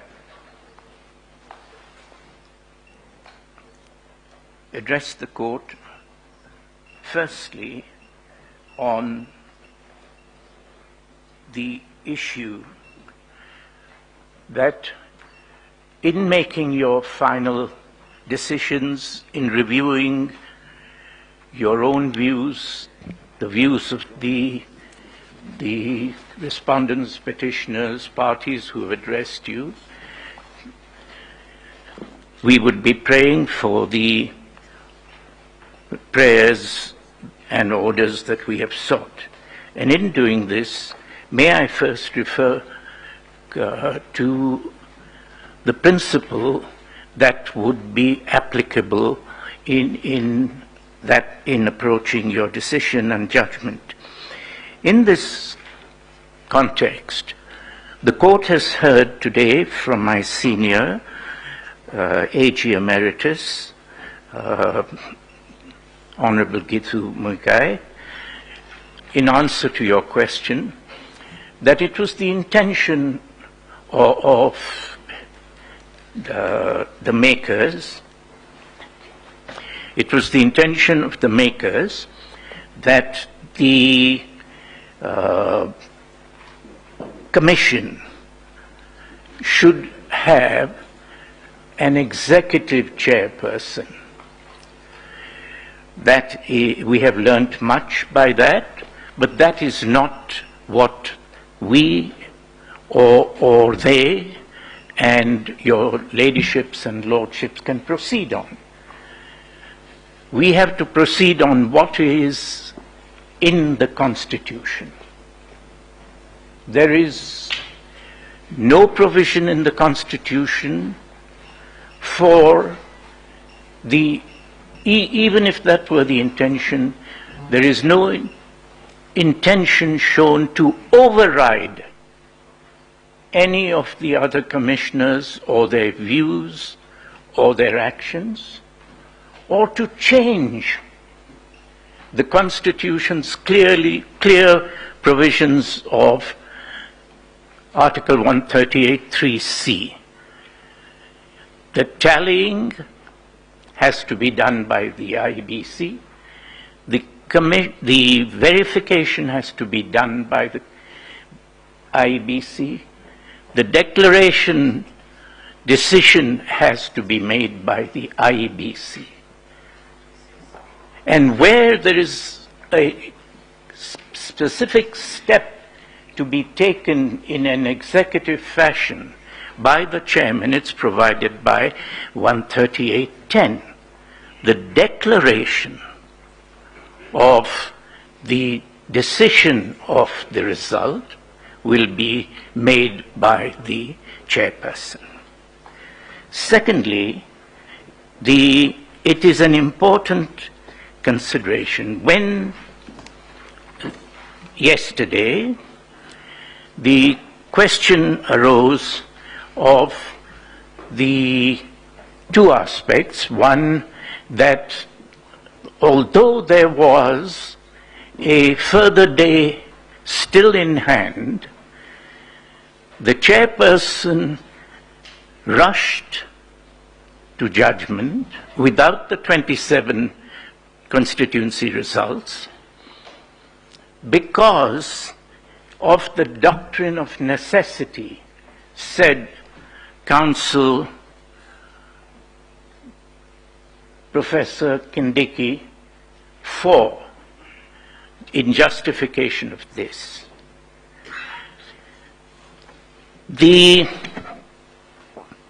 doctrine of necessity was not necessary at all. There was no crisis at that moment. They were, he has indicated, in great danger of their lives. But 20 minutes later, they were shaking hands with his client, and his client was shaking hands with a very able-bodied chairperson. Nobody left that hall in the imminent expectation of watching carnage and bodies lying all over the floor. No one. There were church people, 2 rows of church people. There were, and I am grateful to them, the choirs who had kept us not entertained only, but inspired through those hours and hours. There was no imminent danger. This continuous, they could not resist the temptation of showing a still photograph in order to show that there was a necessity. No, there was not. And it is very important to realize that we do not use these exaggerated criteria in order to come to a justification of plain wrong. Is it, the issue is, was the Constitution being followed or not? And that is where the concentration has been lacking from the respondents. An important aspect of this, of bringing forward the doctrine of necessity, is that it is a very dangerous legal justification. It shows the need to bypass the constitutional justifications and arrive at a subjective, convenient, and self-serving justification. And it is dangerous because it has been used before by lawyers as eminent as Professor Kindiki. It has been used in Rhodesia after the UDI, Unilateral Declaration of Independence, to hang freedom fighters who were resisting the Universal Declaration of Independence. And the doctrine of necessity goes one step forward to say that if power has been usurped, taken, otherwise than in compliance with the Constitution, the courts should still recognize the usurpation of power and they were hung, not only in Rhodesia, but in Pakistan. After a coup, their courts accepted that the doctrine of necessity, the acknowledgement of what was shown to be the new Grundnorm, would have to be acknowledged. And so, the coup was all right. And so, my learned friend, the professor, is saying, you too must acknowledge. And what does the doctrine of necessity always acknowledge? It acknowledges wrongful taking of power. And the Grundnorm is thereby changed, and therefore the court must accept it. So they're basically saying to you, recognize there was need, recognize that the chairperson did this out of necessity, and therefore it has to be accepted. It was done in Nazi Germany. That's where the Grundnorm comes from. And therefore, we submit not only that you should reject it, but you should condemn the attempted use of it so that it can be used here now in this innocuous, apparently innocuous moment in a case in a hall full of lawyers and judges. But it is a very dangerous thing, not only historically, but because Professor Kindiki revealed, perhaps unknowingly, that we now know that the doctrine of necessity has been discussed in their private thinking, and now is brought here publicly. And when there is, next time, there doesn't have to be a chair and 3 people and 2 policemen clearing the chaos. Next time, when there is a manufactured group assaulting another group of 50, 100, 200 people, who will get up and say, we have taken power as an act of necessity? Because our attempt to do so at Bomas to establish a new government not in compliance with the Constitution failed, as it should fail. But now, with the doctrine of necessity, we are there.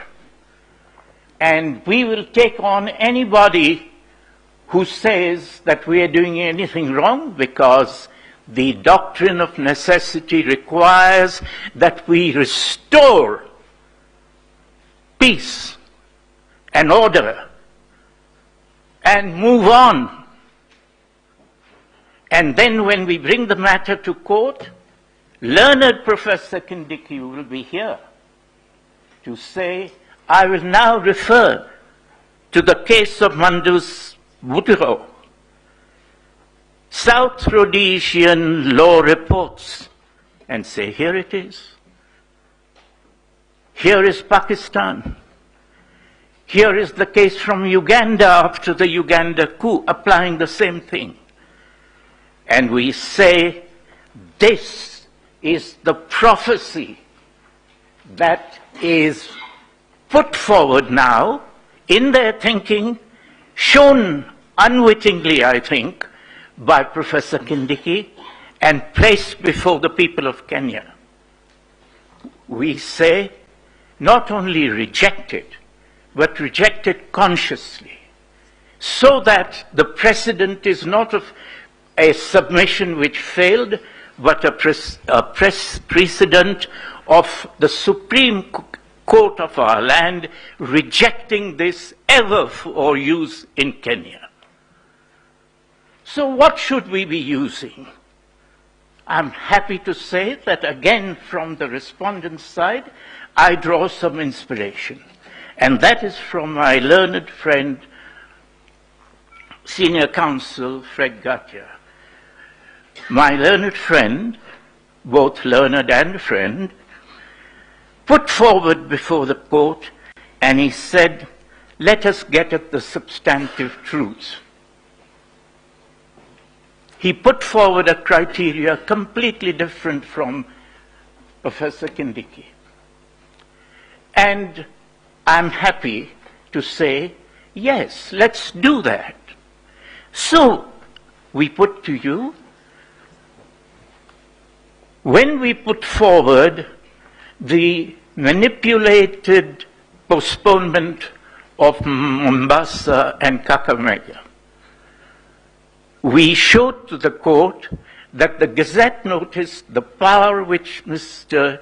Chabukati used, was illegal because in the Gazette notice he lied and put forward just half of what the power he has needs to meet. And so, when we put these forward, they could not reply, but those who attempted the reply said, but look at this. This is his power, this is his this is his section here, and he's an executive, he's this. But Senior Counsel Gatia's principle was a more important and relevant approach.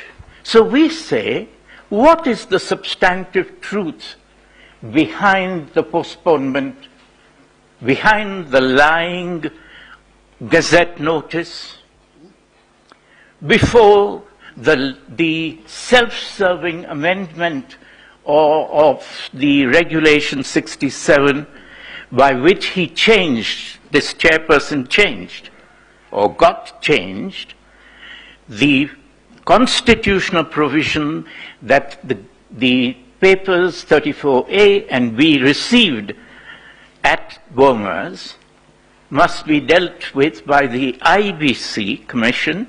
Instead, he changed it to the returning officer. It has been pointed out there is no such office, and he put it there. What is the substantive truth behind this? What is the substantive truth behind the fact that despite several orders from you, the server has not been fully opened? What is the substantive truth behind the fact that this is not the first time this chairperson has disobeyed the court? What is the substantive truth of the absence from his behavior of any reference to Article 10? Article 10 is values. They are national values. And the beauty of our Constitution is that it is not only a manual of government. Finance will be dealt with this way, so-and-so will be appointed that way, he can resign or he is to be removed or this or that. Each and every chapter has its specific values set out therein. 81, 86, and at no point in the whole of the day spent and today, this morning, has there been any reference by the respondents' counsel or supporters or by any reference to instructions that these values be kept in mind. This is how we advance. By postponing Kakamega, this is the value we advanced. By not checking the wrong printing of the ballot paper how did we advance Article 10? There is even one more duty on them, on the chairperson. It is that it is part of the duty of the chairperson, the whole commission, to ensure the removal of any impediments to the functioning and the purpose and the aims of the commission. They have breached even that, even the passive duty. And we say, yes, that is what we look at, the substantive truth of all these things. And in that, once you do this, it is clear that this is an election which is brazenly, shamefacedly, without remorse, saying we did right when we were doing wrong. You do what you can about it. Nothing happened to me in 2017 personally. And it is all right. We say no, and we say to the court that not only is the petition, we pray, to succeed, but very importantly, if you find that there is violation of the Constitution by the chairperson, it is not necessary for the court to take any steps to his removal. There is a constitutional position. Thank you. There is a constitutional process to remove him, and there is no need for the court. But there is an important duty on the court that if you find a serious violation, and we submit there are all these serious violations, it is important that the court makes a finding. We hold that, or we find that the chairperson violated this article or that value, and that those are set out.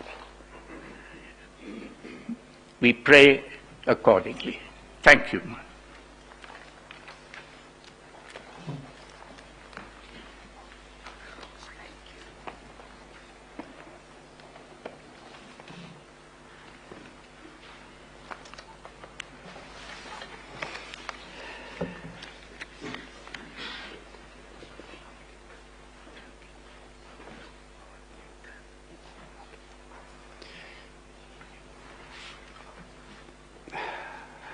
Having just come in, good morning, Your Ladyships and my Lords.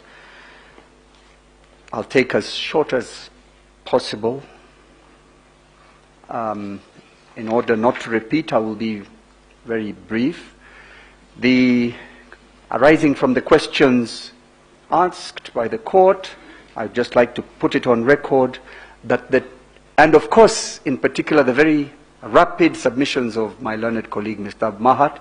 Sometimes you miss exactly what he's saying, but I picked out that he did not at all mention how the system for the KIMS kit was converted to the provision of PDF. The tender document, and we have provided evidence of it, did provide that the KIMS kit would transmit a compressed color photograph image using a compression technique that is in compliance with JPEG. That requirement was never changed unless it was changed quietly, fraudulently, and with the sole intention of rigging the just concluded presidential election. My learned friend, again, Mr. Mahat, challenged everybody that if there was a program that could convert a PDF document or could edit a PDF document, they would buy it. They would buy it. I suppose he meant the IEBC. I, at that point, did ask whether he's an employee of the IBC, but I was assured he was not. I would like to state for the record that the software for editing a PDF document is available free of charge and can be downloaded by him or the IBC. And we would request that millions of public money not be used to do this. But the programs that exist for editing a PDF document include Adobe Acrobat DC, Foxit PDF Editor, PDF Filler by AirSlate, PDF Element, Small PDF, Nitro PDF Productivity, Fine Reader PDF for Windows and Mac, Adobe PDF Pack. And I would also invite the court perhaps to try any one of them out.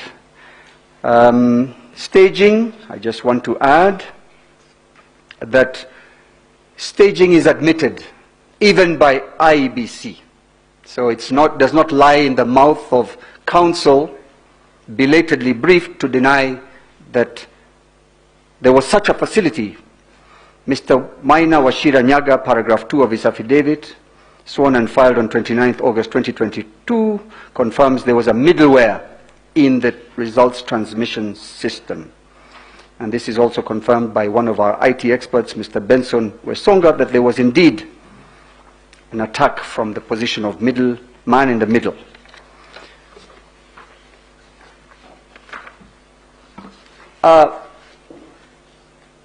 At page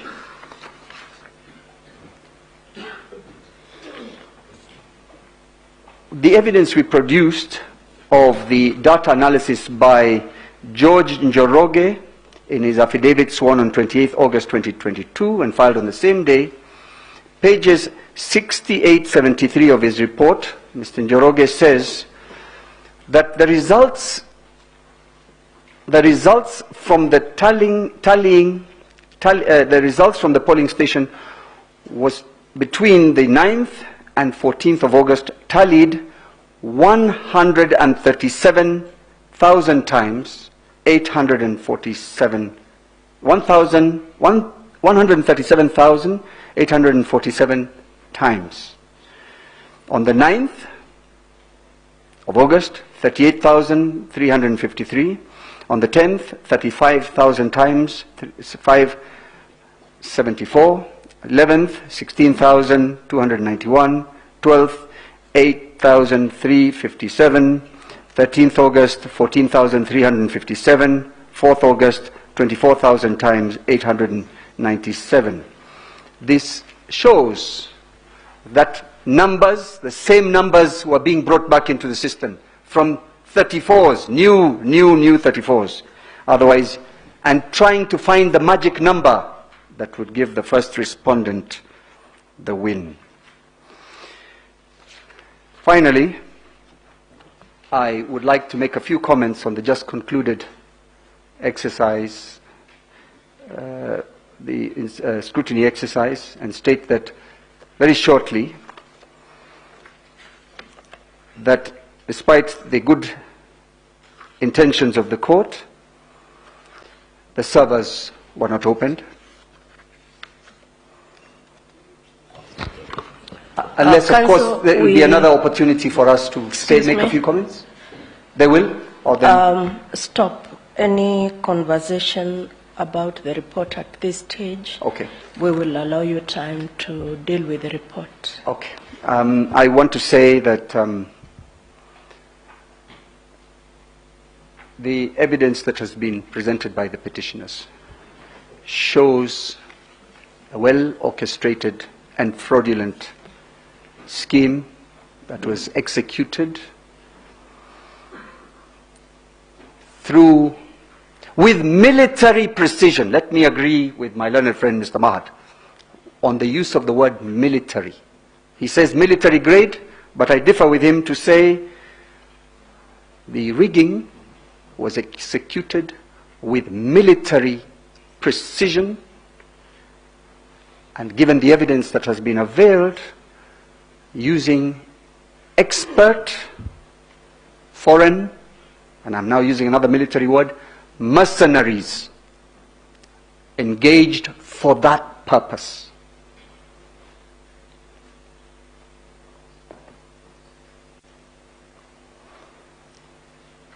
I am not surprised that none of those gentlemen I'm referring to as mercenaries have not sworn an affidavit. People like that disappear and leave the country to its own devices. By the grace of God, we have remained peaceful, and I pray that we continue to do so. And finally, I will yield the floor to my learned senior, Mr. James Ray.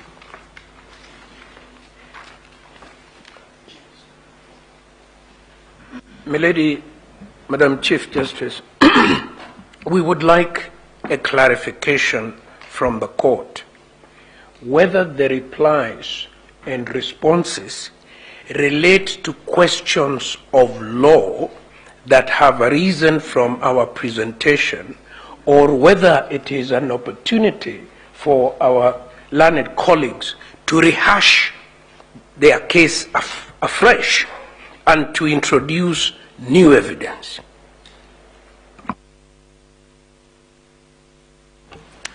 We know what constitutes a rejoinder.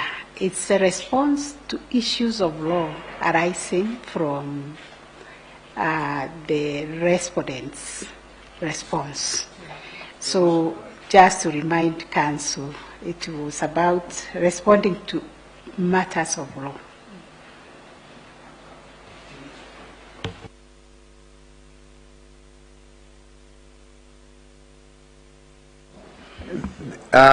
Madam Chief Justice, I also rise to take or to request a clarification.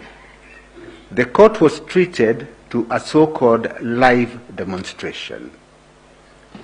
Shall we be given an opportunity, we don't require more than 3 or 4 minutes, to indicate that what the court was shown is not true? Because otherwise, this image is now all over the country, a sensational image about forms with the names of people, whereas in truth, that is not correct. All that I would request, Madam Chief Justice, is an opportunity for rebuttal.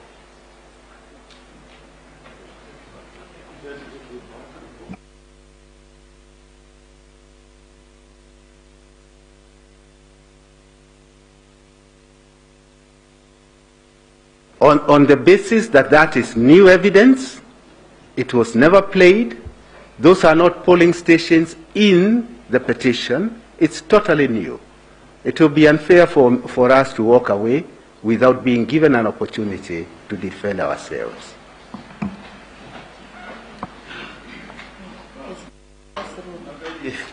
Unless the court walks away from the questions that the court asked, you asked for a demonstration of how the staging was done. It was a specific question. And similar questions were asked to our friends to the left. A lot of new material was brought in. We kept quiet because we knew these were questions from the court and that no evidence should be kept away from the court in the search for truth.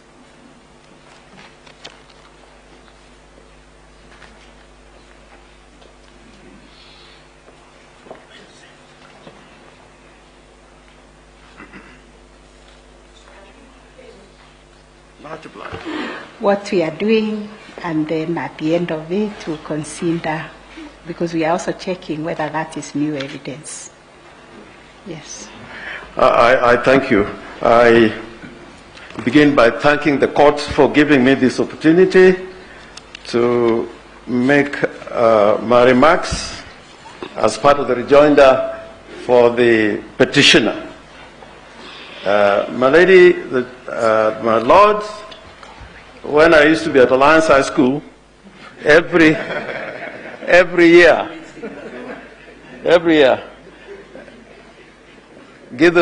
Professor Giddu is very happy about me mentioning his school.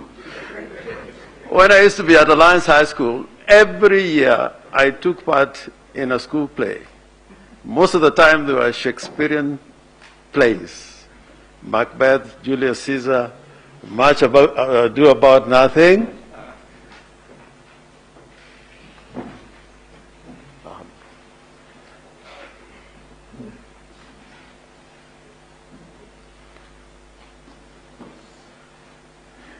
Can I recover my 4 seconds?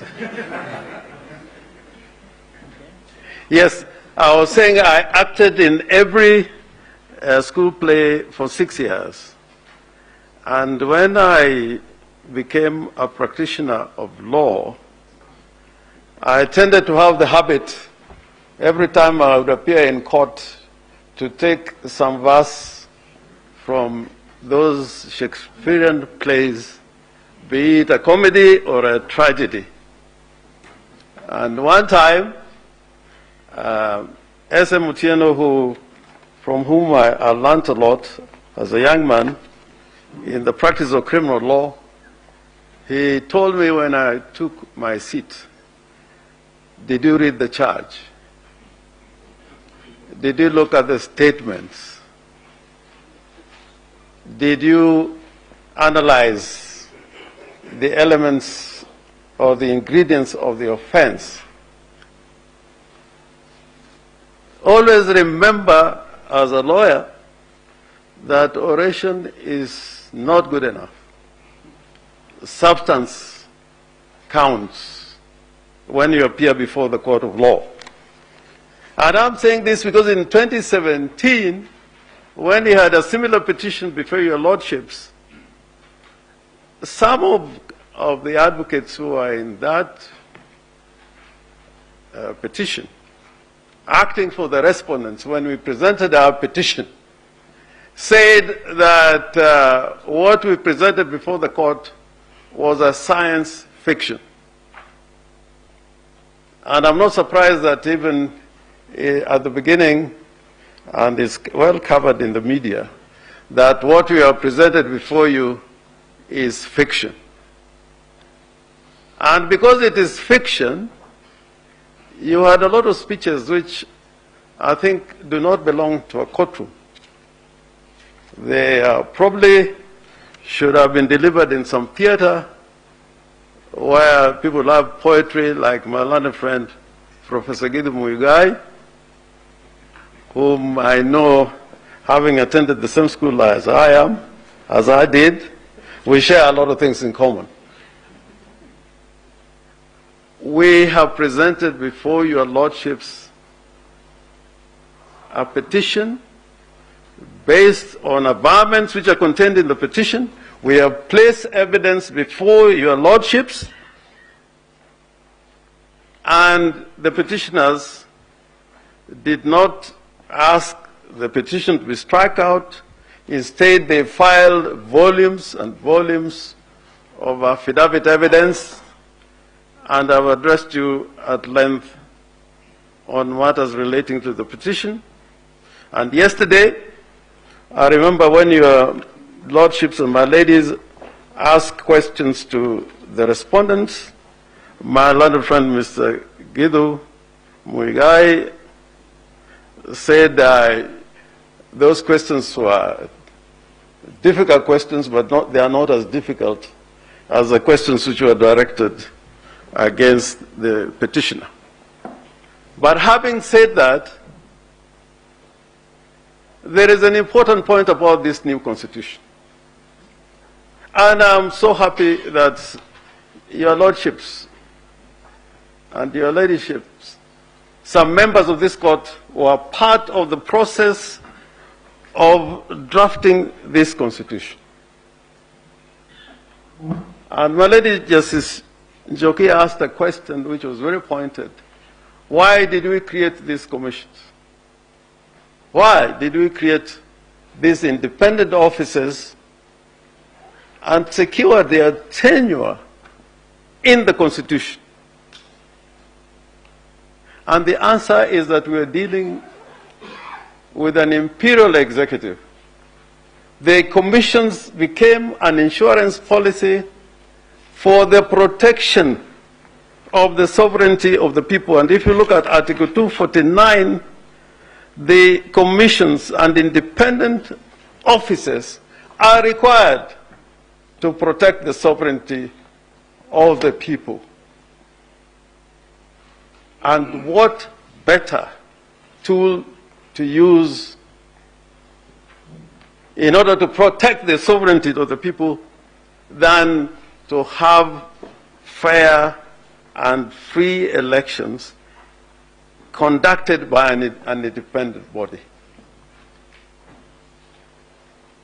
And this constitution requires that the elections must be transparent and they must be administered in a neutral, efficient, accurate, and accountable manner. I would have hoped that if the Electoral Commission was indeed carrying out an election that was free and fair, transparent, and accountable, they will be offering all the evidence, including what is in the servers, that this is what went on, this is the record, this is the return of the elections that were held on the 9th of August, 2022. I thought that we were making progress. Your Lordships and my ladies, there was a time that we used to file petitions against even the President of the Republic of Kenya under the old Constitution. And if you approach the Electoral Commission before you file the petition, you had access to election documents and election materials before filing the petition. And I did that so many times. My other friend Firoz Norji will tell you, because I was a petitioner. And he filed such a petition. Now, to get information from the Electoral Commission even after filing a petition and an election has been conducted is like the road to hell. Because that's what it is. And in Article 249, the sovereign, who is the people of Kenya, require of the Electoral Commission as a state organ to secure the observance of democratic values and principles and promote constitutionalism. Not just in the conduct of the elections, but even the way it runs its affairs. They cannot pretend that they are conducting elections and valuing and securing the principles of democracy as contained in Article 10 of the Constitution, and yet within the body itself, they don't value these principles that are not discretionary. They are, every state organ, every person is required to act in accordance with Article 10. What does the chairperson of the Electoral Commission do in the circumstances, not only of this case, but even in previous occasions? In the Electoral Commission, instead of having a commission of 7 commissioners, and you have seen the factionalism here, you have a triumvirate, you have a trioca that is moving together all the time with the secretary of the commission. This is not what the Constitution desired or contemplated. If you look at Article 88 of the Constitution, the mandate of the Commission in relation to the supervision of elections and referenda, at the end of that Article 88, and I think this is important, sub-Article 5, the Commission shall exercise the powers and perform its function in accordance with this Constitution and national legislation. So that where the chairperson comes before you and does not show conduct that is in consonance with the Constitution, Is that a matter that this court can just gloss over? When the Constitution says in Article 2 that this Constitution is the supreme law of the Republic and binds all persons and all state organs, and no person may claim or exercise state authority except as authorized under this Constitution. And throughout that Article 88, the Constitution throughout talks about the Commission, except in two instances, one of them being the declaration of the results in a presidential election. So I urge my ladies and my lords that where there's been an infringement of the Constitution, however good the outcome, but there has been an infringement of the Constitution, because the Constitution says how we should conduct elections. It does not matter whether you get 10 million votes or 20 million votes. If you get it by murder and killing people, if you get it by falsifying documents, however the numbers you end up getting in an election, that would not be the kind of election contemplated under Article 81 of the Constitution. The process matters. And anything in violation of the Constitution, if you look at the Constitution broadly, any infringement of the Constitution, violation of the Constitution in relation to state officers, including the President, including members of commissions, any infringement of the Constitution normally would attract consequences of removal, impeachment, because it's a matter that this Constitution frowns on. And that's why I always appreciate the fact that this Constitution requires of citizens, every person has an obligation to respect, uphold, and defend this Constitution. This petition is in defense of the Constitution. Is in defense of the Constitution because there's an election that has taken place that is putting somebody in office,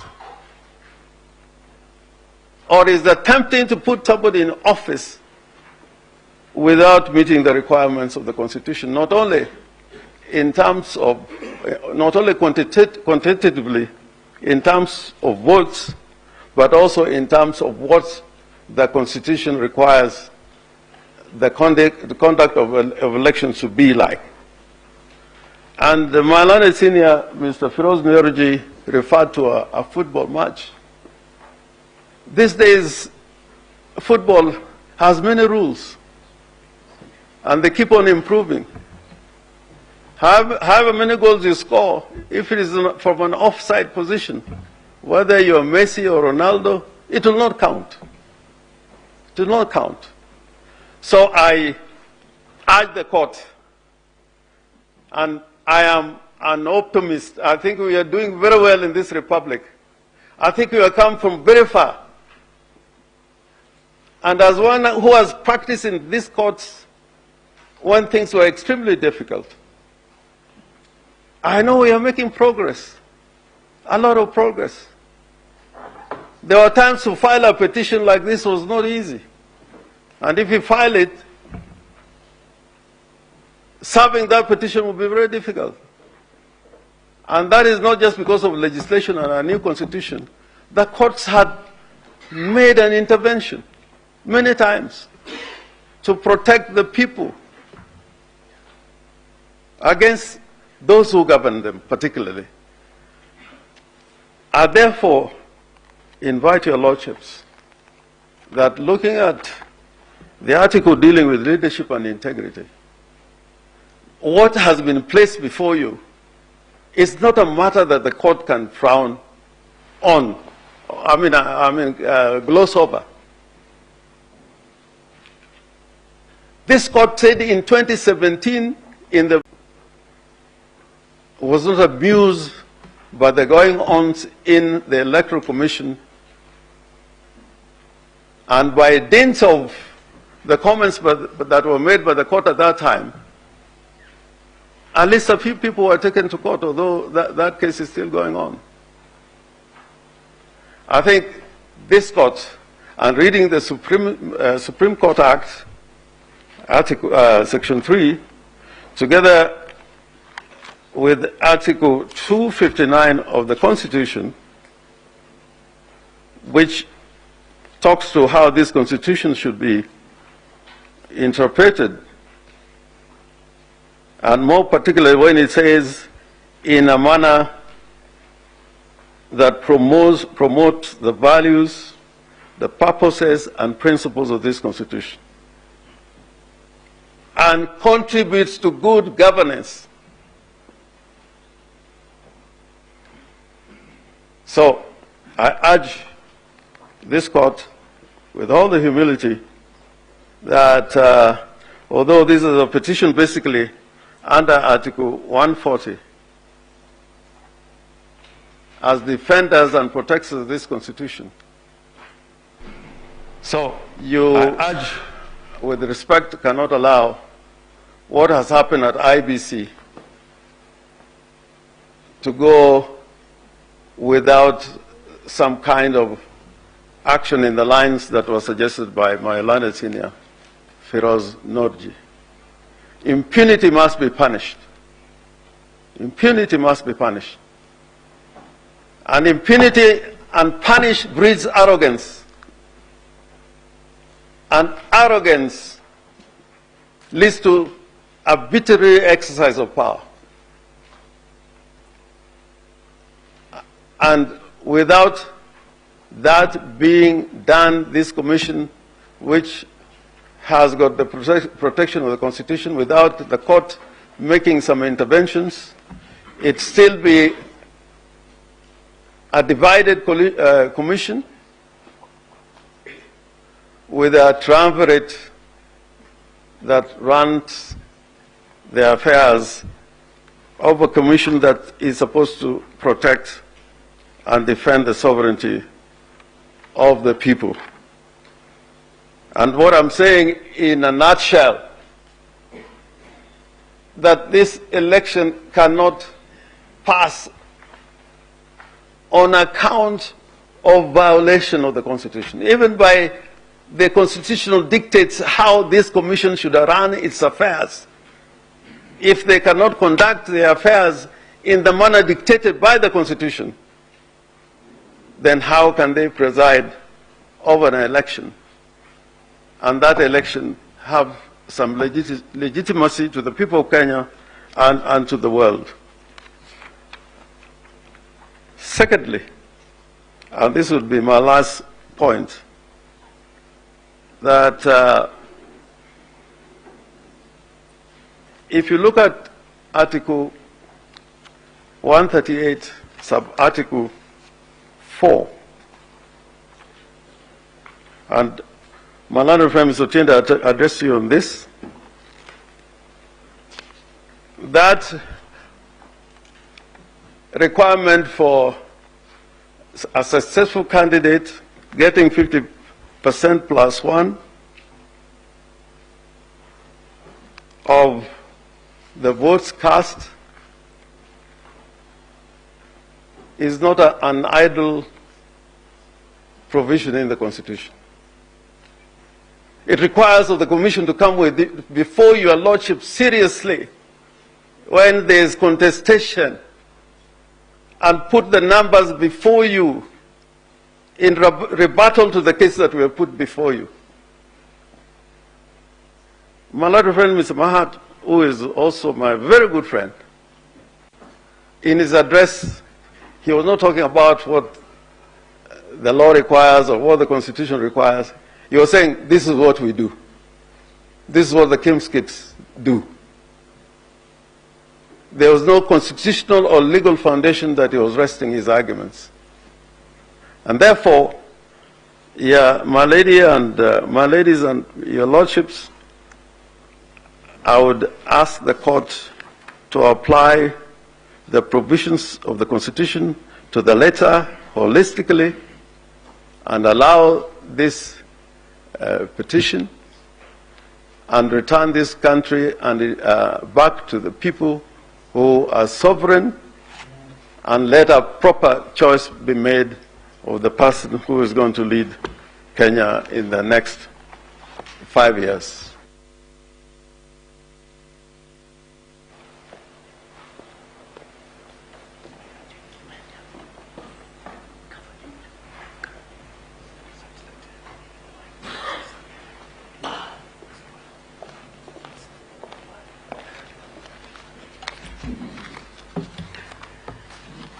Your Ladyship, Madam Chief Justice, Your Ladyship, Madam Deputy Chief Justice, Your Ladyship, and my Lords of the Supreme Court.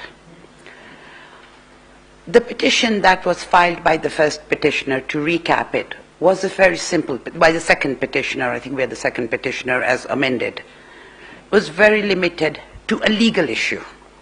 It was, what was the position vis-à-vis the election and the role of the commissioners? Now, yesterday, and I think Justice Lenola said something about tweeting and stigmatizing, but in a nice way.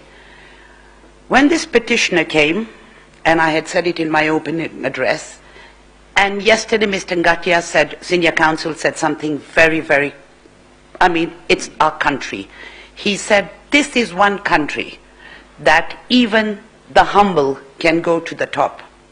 But there was a caveat that seems to have been missed out.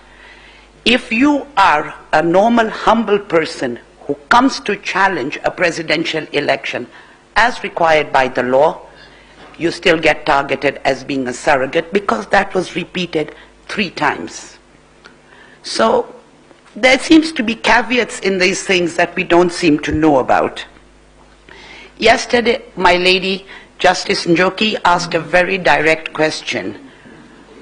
What is the role of these 6 commissioners and the chairman? Because we seem to be getting in a very empirical chairman. This morning, we got absolutely no idea, except the court was taken to Section 11A and B of the IEBC Act. We were told nothing more. From what I can now see is that these 6 commissioners are supposed to be flower girls and page boys at a wedding, with the chairman being the bride or the bridegroom, as the case may be. That surely was not the intention of the Constitution. It appears that that's because I was actually waiting for that answer just as much as your lordship and lordships and ladyship was there was nothing given. Please go to 11A. That's all you were told. We have an umpire, and I'll use it in the cricket term because in football it's called referee. But here in the cricketing terms, it's called an umpire. It is supposed to be an independent umpire. But I heard some I was a bit surprised yesterday when I heard words like shock and awe tactics. And surprisingly, the shock and awe tactics actually came out in one of the protagonists, the ones, the protagonists of We've Won, and that was in one of the affidavits. And these are the direct words that an umpire is using. So how is this umpire as independent as they are claiming to be? That is my client's case, that we need an independent body. The second one, we were told by the umpire, get over it, quote, unquote. We were told by one of the protagonists, move on. If there has been a breach of a constitutional, and as it has been our submission, Article 138, 3C, if there is a breach, do we just move on? That's what we are being told. Forget the transgressions that anybody is doing. Justice Lenola, in the opening day after the petitioners had made some submissions, asked a question which I didn't see anybody answering. He asked a question regarding Regulation 87.3, where he had stated that if it should be struck down, but it's already been done, so, that was the regulation which was in place. If your lordships and your ladyships will look at my submissions, my original submissions we had filed, and we specifically addressed that issue. What is a nullity is a nullity, and I believe it was in the McFoy case, it's an English authority, that we have quoted in our original submissions. So I hope, Justice Lenola, it answers your question. Thank you. Because I think nobody here actually took those questions seriously, they didn't answer them. And I don't mean to be disrespectful or being facetious at all. As far as from what I can see, is that this, by the law, by Article 138(3)(c), it says commission. We were told commission, but it doesn't say commissioners. That was a distinction being made yesterday. It says commissioners, doesn't say commissioners, but commission. With due respect, all those commissioners are appointed, well, not at the same time, but go through the same rigorous process. Does it mean all animals are equal, but some are more equal than others, which means the chairman is more equal than anybody else? These, like I've said, and I repeat again, are just flower girls and page boys. That surely cannot be the intention, could not have been the intention of people who drafted this constitution. We go back to where we started from, and I've said that in my original submissions. Where did we come from? We need to know where we came from. One-man show? Surely that cannot be the issue. The other issue that the Chief Justice asked yesterday, why was it not declared to everybody? And that's where my client, that there were all these problems, these commissioners had walked out, the transparency, accuracy. Nobody has given us that answer as we sat through this today. You specifically asked, Madam Chief Justice, why was it not declared that there were these problems, 27 constituencies? Nothing. We couldn't do it because there was a problem. I don't want to go into Maina Kiai case, but you were quoted paragraph 287 of the Supreme Court, which I called RILA, which was RILA 1 or 2. But please, before just looking at 287, please look at paragraph 292 of this court's decision. I don't want to repeat it, but this court specifically said, it is in my original submissions, we fault the appellant, who was the IEBC, and the chairman, who was the current chairman, for there being no verification by the commission. We've been told we've misread the section because it's polling stations. With due respect, if it was going to be only polling stations, why send it to the National Tallying Center? It is for the public to know there were mistakes here, there were no mistakes, whatever else there was. A question was asked by the court yesterday, why did the running tallying stop? Nobody's given us an answer. All the difficult questions that we were to get answers for, to which my client, as a voter, and as Wanjiku, I keep on saying, we have not received any answers whatsoever. No affidavits. In fact, the sad part is, despite this whole matter being consolidated, we were considered the surrogates. Nobody sent us any papers to sign. I have two requests from this court, as I have said, and this was what I was thinking of last night before I went to bed. Where it is established that a state officer is subverting the Constitution and the rule of law, the court's hands are not shackled by procedural niceties. This is the beauty of this Wanjiku Constitution that we have. It's transformative, and some people say it's a very overused word, but in these circumstances it's ideal and can bite when occasion demands. The toothless bulldog is long dead and buried. Please, Madam Chief Justice and honorable judges of this court, bite and bite for the glory of this court. And in closing, whilst we said, we were told our petition is much ado about nothing, and we've, like I said, we've really been battered, but we shall soldier on. I will use Martin Luther King's words, because I suppose, unlike Professor Gizu Muigai and Mr. James Orengo, I went to a school where they didn't teach us Shakespeare, they taught us Things Fall Apart. They went to the posh schools. And all Martin Luther King said in 1968, at the speech given at the National Cathedral, we shall overcome because the arc of the moral universe is long, but it bends to justice. That's all we request. Can we have justice for all of us, for the voters? Because the two parties just think about themselves. They forget us, who are the voters. Thank you. And I donate my 4 minutes back to the court. Thank you. We will have the third petitioner, Youth Advocacy Africa, and Peter Kireka.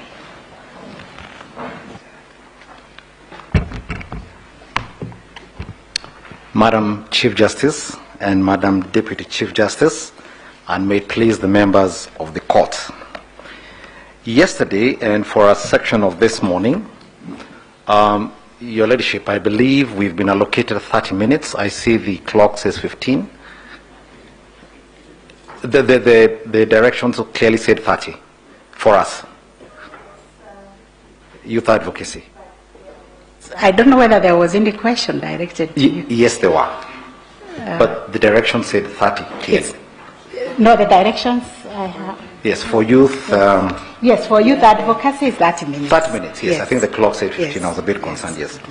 But for yesterday, for most of yesterday and this morning, members of the court. Sorry, Counsel. Yes. For our record. Yes. Introduction.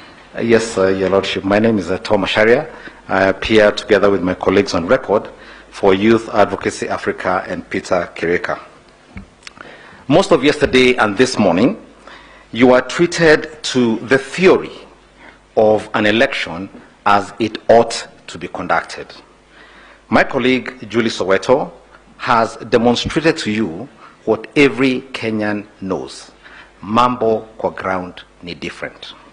I call your attention to the affidavit yesterday presented by my good and learned friend, Professor Kindiki, which has been projected.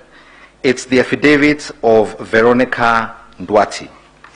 She deposed that she is the Secretary General of United Democratic Alliance and was the Deputy Chief Agent for the 9th and 10th respondents. In particular, I call your attention to paragraph 7, where she states that the verification process went through a 3-tier mechanism. At paragraph 7, she says the second tier was at the constituency level, where the following actions were undertaken. She then goes to subparagraph C, and that is the one of interest here, and this is what she says. In case of any errors, this is at the constituency level, on Form 34B, the same would be corrected. That is the key. Those are the key words. She then goes on at paragraph 8 and says that the third tier was at the National Tallying Center at Bomas of Kenya, where the following activities took place. We go to paragraph 8F. The verification team would also verify that each of the uploaded Form 34A in the public portal is a replica of the original 34A presented by the constituency returning officer, and in instances of discrepancies, the errors were noted. She then says at G, the team would also verify that the data entered in the IEBC online system for purpose of tallying from all original forms was correct. In case the data entered in the IEBC online system is incorrect, the same was corrected on the online system. She then goes at J, a verified Form 34B would thereafter be generated at Bomas. Another one, having corrected at constituency, another one now is generated at Bomas and supplied to the candidates' agents. I specify these particular provisions because, members of the Honorable Court, this is precisely what the chairman of IBC was told in the minor KI case he could not do.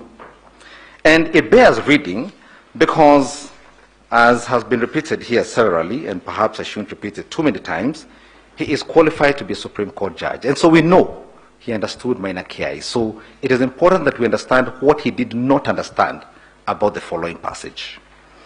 It is evident, I'm reading from minor KI, it is evident to us from the above sequence of events that the role of the chairperson of the appellant is circumscribed. Article 138 deals with events at the polling stations where votes are counted, tallied, verified, and declared. The appellant, that's the commission, as opposed to its chairperson, upon receipt of prescribed forms containing tabulated results for election of president, electronically transmitted to it from near 40,000 polling stations, is required to tally and verify the results at the National Tallying Center without, this is the key word, without interfering with the figures and details of the outcome of the vote as received from the County Tallying Center. Minor KI states further, the chairperson, on the other hand, is appointed under Article 250 of the Constitution.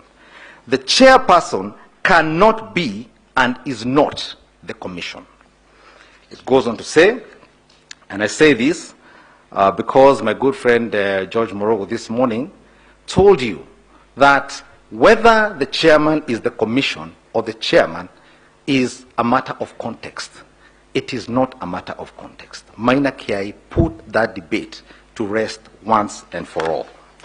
And finally, to suggest that there is some law that empowers the chairperson of the appellant as an individual to alone correct, then that's the word, correct, vary, confirm, alter, modify, or adjust the results electronically transmitted to the National Tallying Center from the constituency tallying centers is to donate an illegitimate power. Such a suggestion would introduce opaqueness. These were the words used by the 4 commissioners who disagreed with what was going on at Bomas. Opaqueness and arbitrariness to the electoral process, the very mischief the Constitution seeks to remedy. I don't know how much clearer it can get that what the chairman of the commission did was the very opposite of what the Constitution required him to do. Now, minor KI was itself based on several decisions of this court. The first of those being Wanjohi, which is a 2014 case, and it is cited there, where the court said, apart from the priority, this court said, apart from the priority attaching to the political and constitutional scheme for the election of representatives of governance agencies, the weight of the people's franchise interest is far too substantial to permit one official or a couple of them, including the returning officer, unilaterally to undo the voter's verdict without having the matter resolved according to law by the judicial organ of state.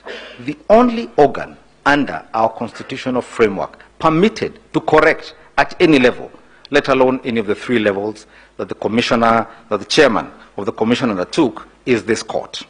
It is manifest to this court that an error regarding the elector's final choice, if indeed there is one, raises vital issues of justice such as can only be resolved before the courts of law. We reiterate as we conclude that there is no doubt from the architecture of the laws we have considered that the people of Kenya did not intend to vest or concentrate such sweeping and boundless powers in one individual, the chairman of the appellant. Now, as we stated, the chairman is an eminent lawyer, qualified to be a Supreme Court judge. It is extremely unlikely he did not understand what Minor KI had told him. And the only reason he would then have proceeded in the manner that Veronica Nduati tells us is that, to use another Kenyan phrase, mtadu, what are you going to do about it? That is the only reason one can find for what he did. Yesterday, the commission came and told you that the system was accessed thousands of times by officers at the Bomas. And so clearly, you had returning officers, specific special returning officers, assigned to changing forms on the portal, as has been demonstrated this morning. In our submission, the alterations made to this system, to the forms, these so-called corrections that were done at 3 levels, so alterated and contaminated the outcome of the election that it is now incurably defective and incapable of being rescued. Now, we were challenged to demonstrate from their own forms what the problem was with the forms. Now, time doesn't permit me to take you directly to those affidavits, but the Commission has filed an affidavit through the firm of Iseme Kamau and Maema in our petition, the affidavit of Esther Wanjiko Wanjohi. She attaches 14 forms. That's about a quarter or 30% of the forms that you asked to be taken through the scrutiny. Of those 14 forms, 8, representing 57% of the forms, 8, have irregularities, have gaps, have problems, including the fact that when you read them with a QR code, the serial number that shows up is for a different polling station. The problems are correction problems, tallying problems on those forms submitted by the commissioners themselves, by the Commission itself. You have an affidavit submitted again by the Commission, the affidavit of Nzika Mwololo. Same problems. He has 2 forms.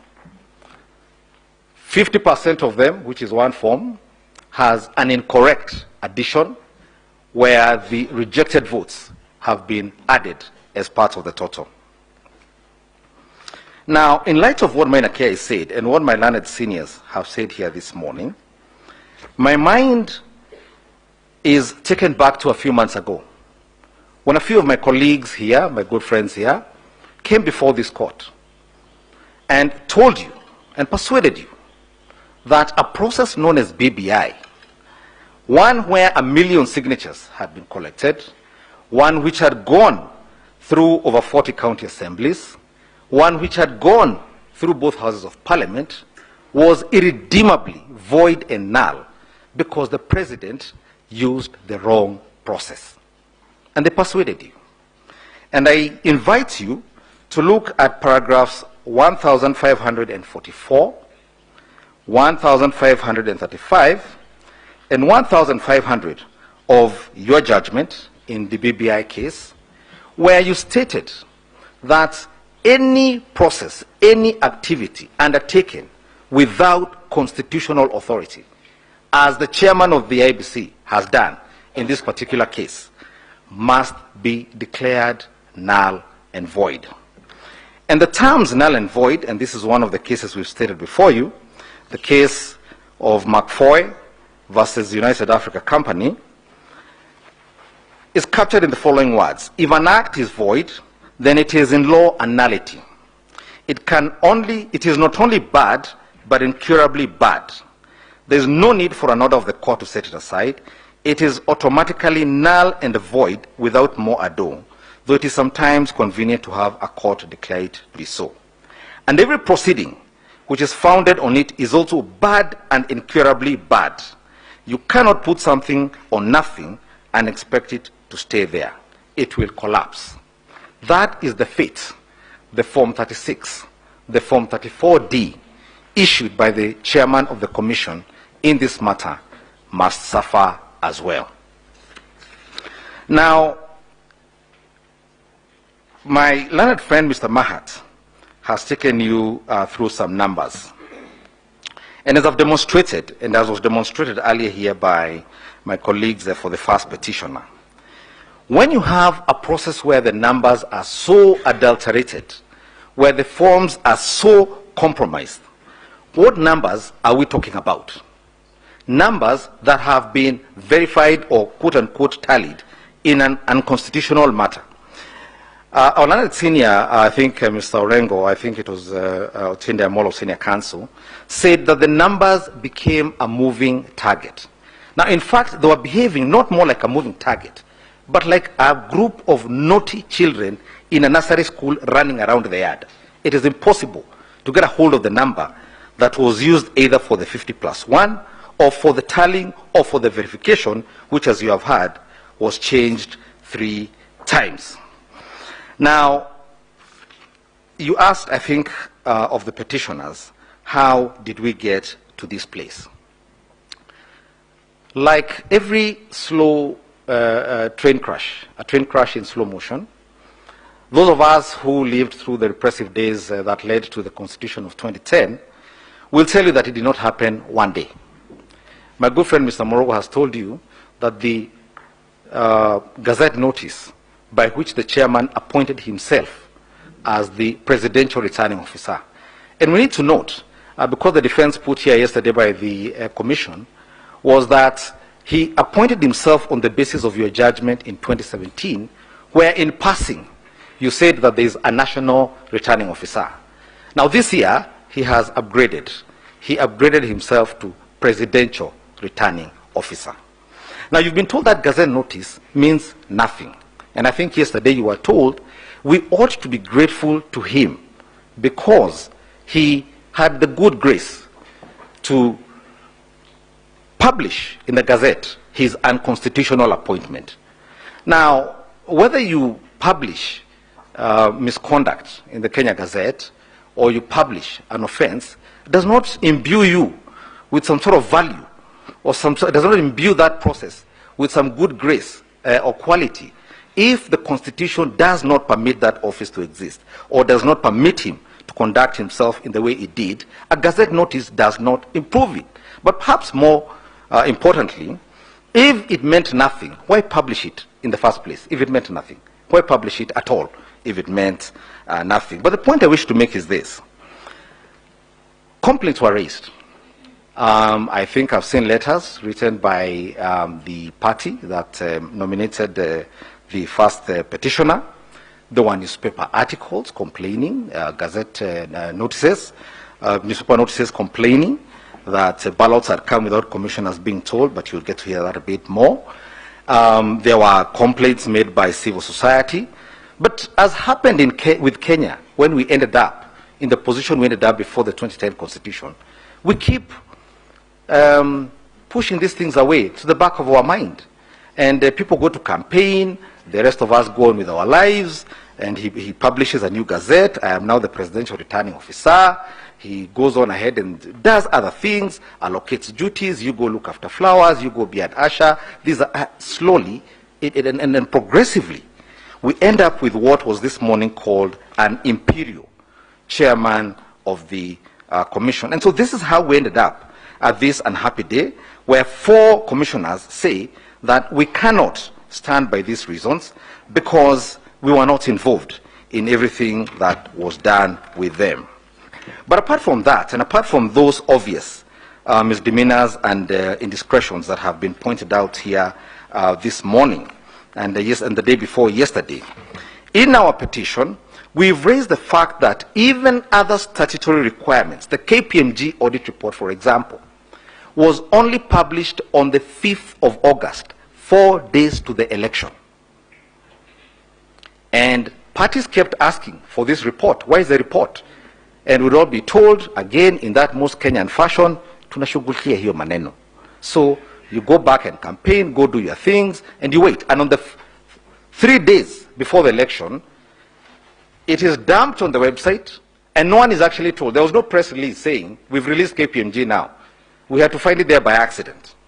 Now, when you finally go and look at that report, and you'll see a copy of it in the particular pages I refer you to, pages 1,153 and 1,155 of the year petition, you will find that KPMG complains that both the Commission and Smartmatic withheld critical information as regards how the voters' register was being accessed, and that by the time the report was written and released, they had not received that information.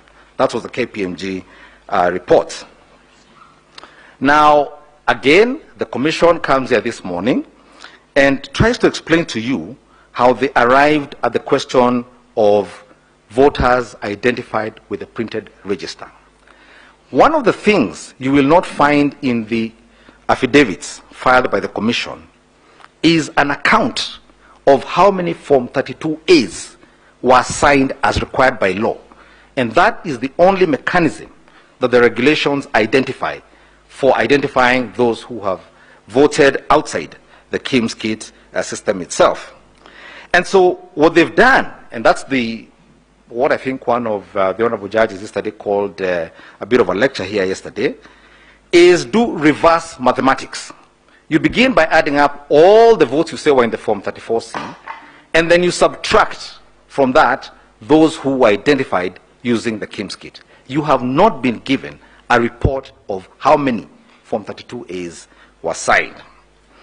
In addition to that is the tortured question of Regulation 69, Subregulation 1A. And I've not had anything said about that here. Now, Regulation 69(1)A of the Election General Regulations requires that every time a voter is identified using the KIMS kit, the printed register must be crossed out. And this is not a function of voter identification. This is an audit tool to ensure there is no fraud. A distinction must be made between what was before the Court of Appeal in the case raised before you about the printed register and what the law requires as regards the crossing out. For some reason, the Commission strenuously opposed these audits too. Now, you've been told that there were approximately 92,000 stray ballots. Now, the mathematics that the Commission chair uses to arrive to that number, for starters, is not an accountable figure.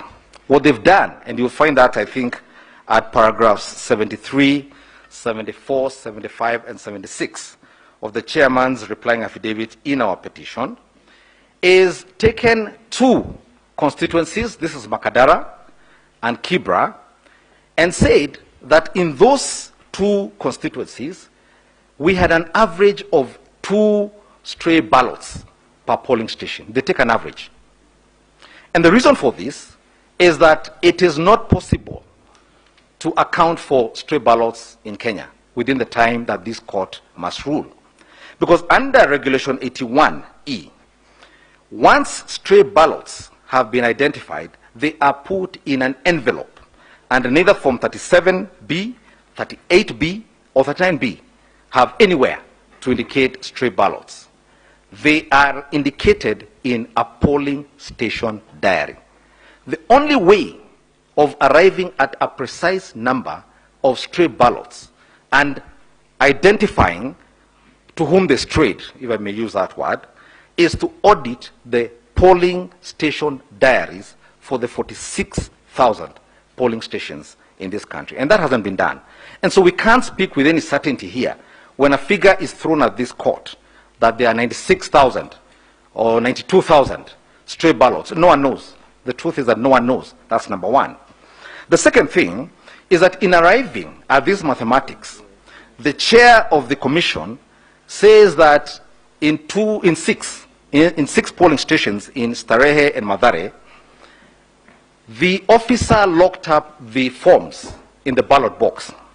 And he then says that in the 6, we cannot account now for 4,200 ballots.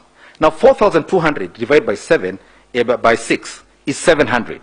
What he's saying is that in those 6 polling stations, there was a 100% turnout. You will see that at paragraph 74, 75, 76 of his replying affidavit. Now, when you go to the forms on the portal, as we've been asked to do, the turnout is not 100%.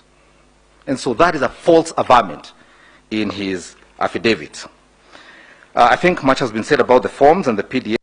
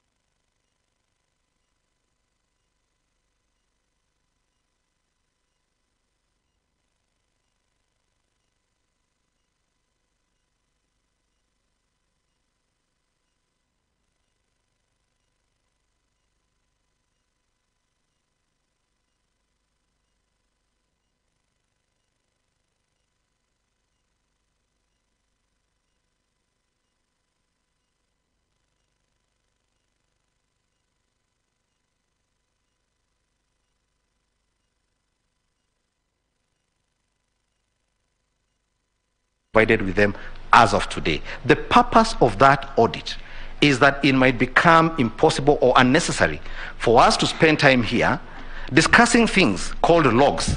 And the only logs my grandmother knows are those she uses to warm herself. And yet she's the voter. We must, and I think we've submitted before you a case from the German Constitutional Court, which states that unless the public is able to, independent of an expert, audit the process used to conduct an election, then that election is not verifiable. That decision is before you with our digest of authorities. And it speaks to something a bit more nefarious, if I may use that word. We have just been told here today that we had foreigners who have accessed our IT systems. I can't pronounce their names on account of my county of origin. Now, and what has happened is that, and the submission I would make, is that the IEBC ceded control of the process of determining the sovereign will of the people of Kenya to a foreign entity that now says that that data is the intellectual property and cannot be shared with Kenyans. And there are very, very serious questions that arise. And I say this because they were asked of the chairman of the commission. For example, this data, they now say is theirs. Has it complied with the Data Protection Act? Was this company subjected to the provision of Section 31 of the Data Protection Act? And what are the consequences of surrendering our data, our biometric data, to foreigners who now tell us that is now their intellectual property? And I think Kenyans would be forgiven for saying that we're going soon to have leaders made in Venezuela, not in Kenya, not by Kenyans. Allow me to use the few minutes left to address some of the questions I think you raised, especially as regards remedies. But before that, let me just point out that amongst the other failures by this commission was to provide the Parliament of Kenya with amended regulations, which they promised to do last year, but presented amended regulations in June or July as Parliament was going on recess Sendai. And so again, they'll come and tell you the law was not amended for us to rectify some of these things, but they submitted their proposals late again and outside the election operations plan that they had said they would do. Now, printing of ballot papers, a specific question was asked of them. This company that you have procured, rightfully or wrongly, is accused of having led to the postponement of an election in Nigeria. And the chairman again said, there's no problem, tunashughulikia hiyo maneno. On the 8th, we have the largest postponement of elections in the history of Kenya. The elections postponed on 8th August was the largest number of postponements in the history of Kenya. So, what should we do? Kenyans who run into problems and who find complicated issues they don't know what to do with, I always want to say, do something. Can somebody do something? Somebody should do something. That is what we say. But this honorable court has the power to do something. And it has power to do something even in the face of an imperial commissioner, chairman of the commission, who quite casually says, Mtadu, do something.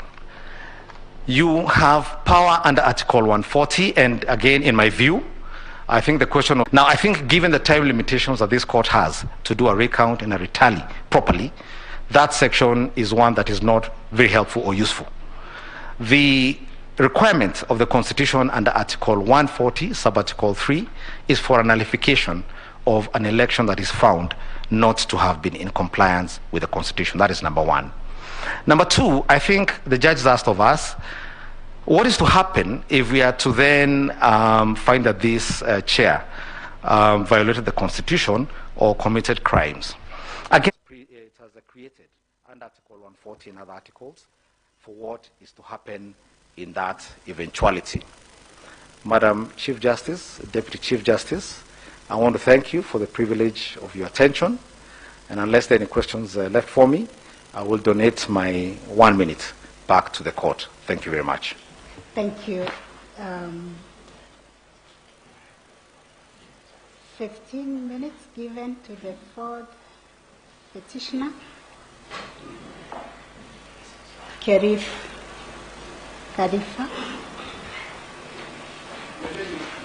My Lady Chief Justice and the court, may I plead with the court once again that what we are listening to is not a reply. It is a rehash of the case afresh, and it is leaving us in a very vulnerable position because new issues are being raised, and we have had, or may not have, unless you assure us, my lady, that we will have an opportunity to reply.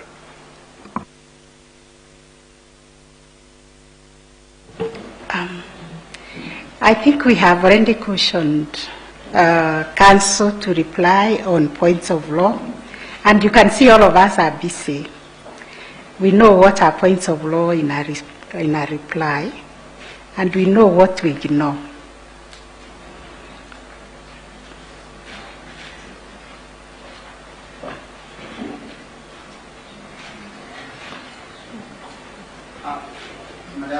This is only 2 seconds. You said that earlier. We all thought we had. Despite that, Mr. Mashari has taken 30 minutes to argue factual issues, going to affidavits, nothing on a point of law that he responded to. In my submission, therefore, the court will be perfectly entitled to disregard every word he uttered. Yes, we know how to separate the chaff from the wheat, from the submissions. Yes. My Lady, before I start my submission so that my time doesn't run, I find myself in the position, I'm Willie Sotieno for the fourth petitioner, in the unfortunate position that I'm one of the most mistreated petitioners in these proceedings by the first and second respondents. They served me late, as I indicated already in the pre-conference, and we lost the opportunity to respond. And this court did indicate that when we'll be doing our response, we can comment on some of those issues. We never filed a rejoinder to them because we were the ones who were served late outside the timelines provided by the court. So, but I don't intend to go deep into facts, but I may make one sentence references just to meet what had been allowed before, if that is in order. Number one, my lords and my ladies, we must assert that the KPMG report, the only expert report that has been done on the biometric voter register, that evidence has not been challenged by any other expert evidence. And that evidence which we annexed and we referred to, we can now safely conclude that the 481,711 deduplicates that are in that report, 481,711 is admitted. The second point that I wish to respond relates to the question my learned senior, Professor Gidu Muigai, said that if these elections were badly conducted, not in accordance with the law, what about the other 5-tier elections where we have governors and senators? One answer, jurisdiction. Every court will have its day, every court will consider the facts of those cases. The third point that I wish to respond to relates to what was asked of when the regulations that gave the chairman the power to be a returning officer were passed, they were law at the time he acted. Simple answer. Maina Kiai case had already answered that question of what the law was. Maina Kiai case had interpreted Article 138(3)(c) of the Constitution. That was the law, and any regulation being made to circumvent that law by itself is unconstitutional. As I said, Helef was a petitioner in Maina Kiai case. Helef came to court. Helef has come back to court to enjoy the fruits of his litigation in Maina Kiai case, and I was his proud lawyer in that particular case as well. My lords and my ladies, you've been made, reference was made that the IBC saw the ballot boxes for the first time that necessitated the postponement of the elections on the 8th of August. My lords and my ladies, Lycos never disappoints. You've just been told how Lycos, wherever they printed ballots, they've always ended up with postponed elections. IEBC should have exercised due diligence to make sure that even the pre-printing images are cross-checked and confirmed to be accurate. An admission that I submit is that IEBC was not diligent and it must pay that penalty. It cannot transfer the consequences of their lack of diligence on the people of Kenya through fake elections. My learned friend, Mr. Gumbo, spoke on technology, and he gave us the Kriegler report. Kriegler report did not say deploy weak and vulnerable technology. Kriegler report required you to deploy sufficient, efficient, integral technology that protects the will of the voter. Kriegler report did not make a recommendation for Jose Camargo, Diego Maradona midfielder, to sit in the middle and start distributing results, as was demonstrated today in the morning. Kriegler report is not an answer or does not excuse a technology that the KPMG audit report has found and confirmed to be vulnerable, has 14 unauthorized users called Embakasi South cracks. The fourth point I want to raise is IEBC has confirmed that we look at the portal to tally the results. It is not the public portal that is used to tally. Tallying is a function of the commission. The commissioners must perform a tally of those results. And what is the commission vis-a-vis the secretariat? I refer this court to the case of Engineer Michael Kamau versus EACC, where the court specifically said the core functions of a commission cannot be performed by the secretariat.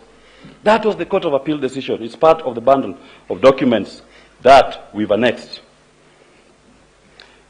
You are told, my lords and my ladies, when in relation to the question of how integral the technology was, and my learned that Justice Lenaola did ask, when you take a JPEG and it comes out as a PDF, and I tie it to the response, what Camargo was doing in the system, and my learned friend Samane said, he's a plumber. He's like a plumber maintaining the system. Let me say this. Once a plumber has fixed your bathroom, that plumber has no business being in your bathroom when you are showering. If you find him at that time, you tell him, get behind me, Satan, as was said in the book of Mark 8:33 in the Bible, when the devil entered Peter, and Jesus told him, get behind me, Satan. A plumber who is in your bathroom when you are showering after fixing your shower is no longer a plumber, is a sexual offender and should be reported. Let's stick to the... I'm guided. Mr. Somane took you through several forms, explanations, trying to explain what is voter turnout, the Kim's kit. At the end of the day, when you leave, are you able to miss Satan? A plumber who is in your bathroom when you're showering after fixing your shower is no longer a plumber, is a set system of technology, simple, verifiable, and accurate. Why the many explanations? Why the kizungu mingi? It should be simple, accurate, and verifiable. What we've been shown is not simple, is not accurate. This court is still left with so many questions as to the true Kim's kit log-ins, as to the true and exact turnout of voters as at 5 p.m. on the 9th of August. You are told that parties must have their own agents to present things here. My petitioner is not a political party. He is not a candidate, but is a voter entitled to participate in elections and to present a petition. The obligation, legally speaking, is on IEBC to provide a free, fair, and verifiable election. There is no obligation on a voter like Hele Khalifa to hire and recruit agents all over the country to watch how the elections are conducted. If you do so, then you will forever relegate the participation of the people of Kenya in a free and fair election to the ability to hire and deploy over 46,000 agents in all the polling stations to watch over their vote and the votes of others. The question was asked, A question was raised by Mr. Ngatia that election officials are tired, they need to go back to work. Convenience again. I say this. Our constitutional values and provisions should not be sacrificed at the altar of convenience. If the election officials are tired and the votes of others. The question was asked, a question was raised by Mr. Ngatia that election officials are tired, they need to go back to work. Convenience again. I say this. Our constitutional values and provisions should not be sacrificed at the altar of convenience. If the election officials are tired and cannot do another election, please, we have more Kenyans who are willing to do this work properly. Give them that opportunity. And that ties to the point that was said that Kenyans cannot be in elections in perpetuity. Kenyans must get it right. And I say this with due respect to this honorable court, that the Supreme Court has a higher obligation when it comes to this issue to ensure that we get what we call regime legitimacy. In countries like DRC, once a presidential election is concluded, it goes to their Supreme Court, the Constitutional Court, to get a validation, regime legitimacy. That is what HELEF is questioning here.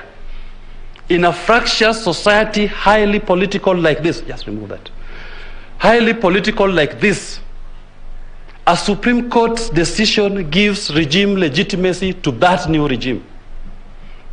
And when questions are raised like we've done, then the Supreme Court, and when you consider the margin by which the purported declared winner has surpassed the victory, that legitimacy should not be granted by this court at this point.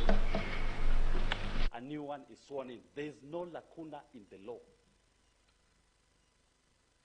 The second point, Mr. Chebukati is not immortal. He could even resign from his office. Does it mean that this country can collapse if Mr. Chebukati resigned from his office today? No. Elections will still be held. We'll still have within our governance, we have a working parliament, we have a national executive, we have a judiciary. All these questions, all these issues can be addressed within those existing parameters. And when I say the president will continue in office, of course, within a narrowed mandate, but the systems and the functions of government will continue. The lacuna will not affect the people of Kenya. The right thing is to make sure that the people's voices are actually heard in a true, transparent election.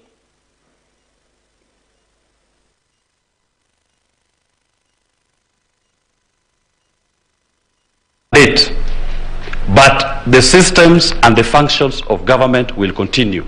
The lacuna will not affect the people of Kenya. The right thing is to make sure that the people's voices are actually heard in a true, transparent election.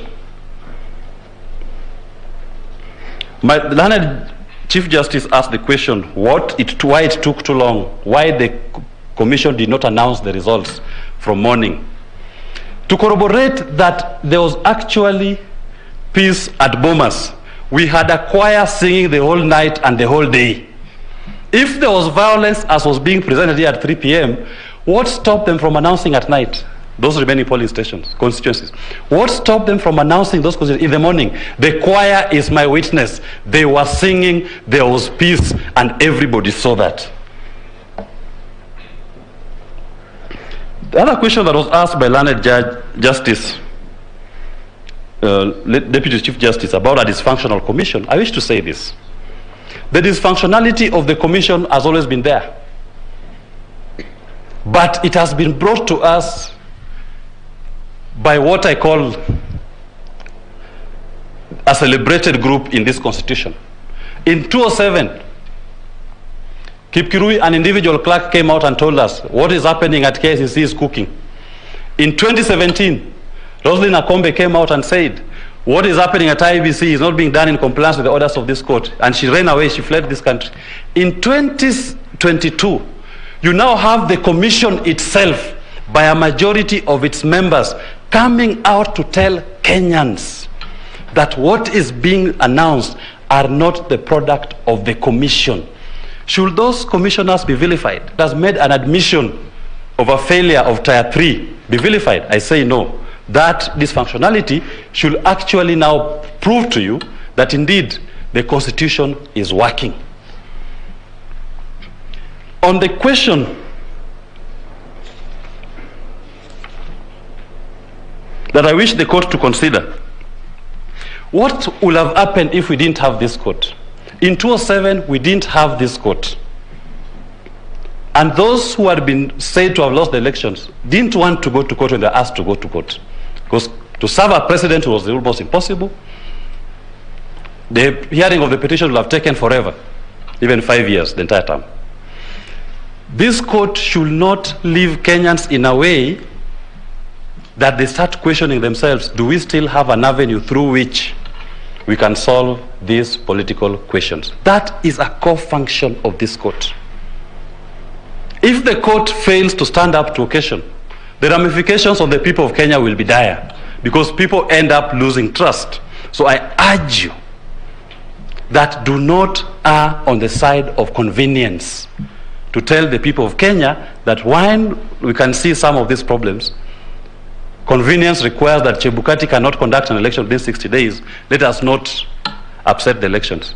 It will erode public confidence in this particular court, which will be catastrophic, as we witnessed in the year 2007.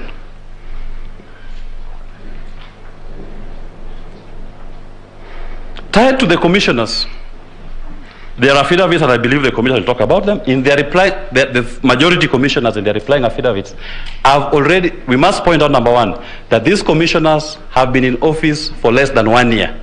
September marks their first year in office.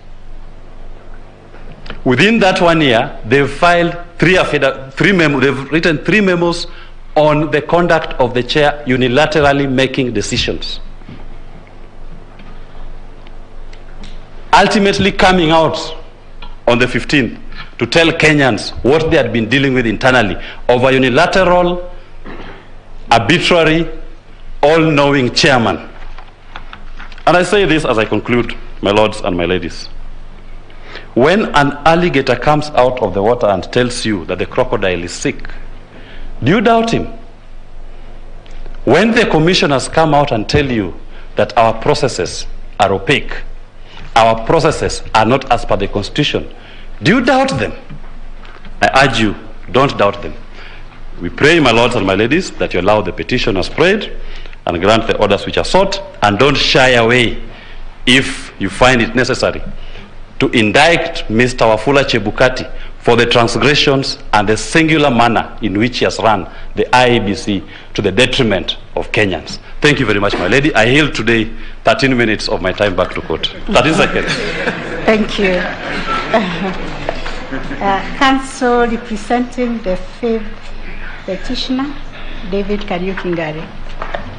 Your Lordship, when we filed this petition,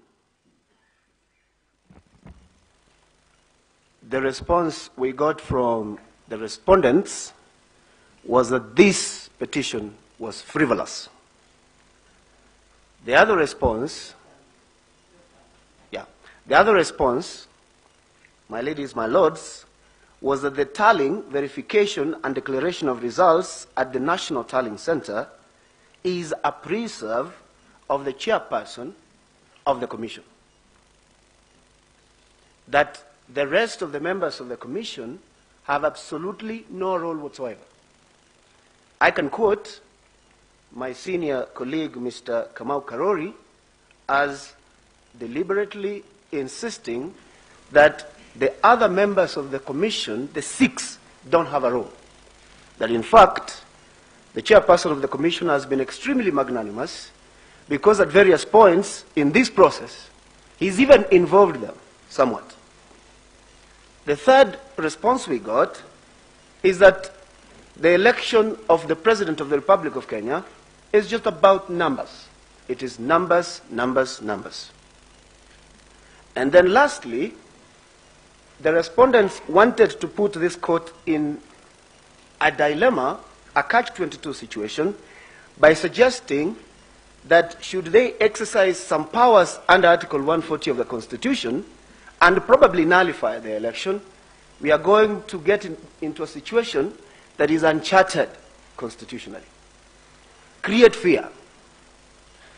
Your Lordships, your ladies, I want to suggest to this court, when you retire, to look at what we call the theory of false dichotomy.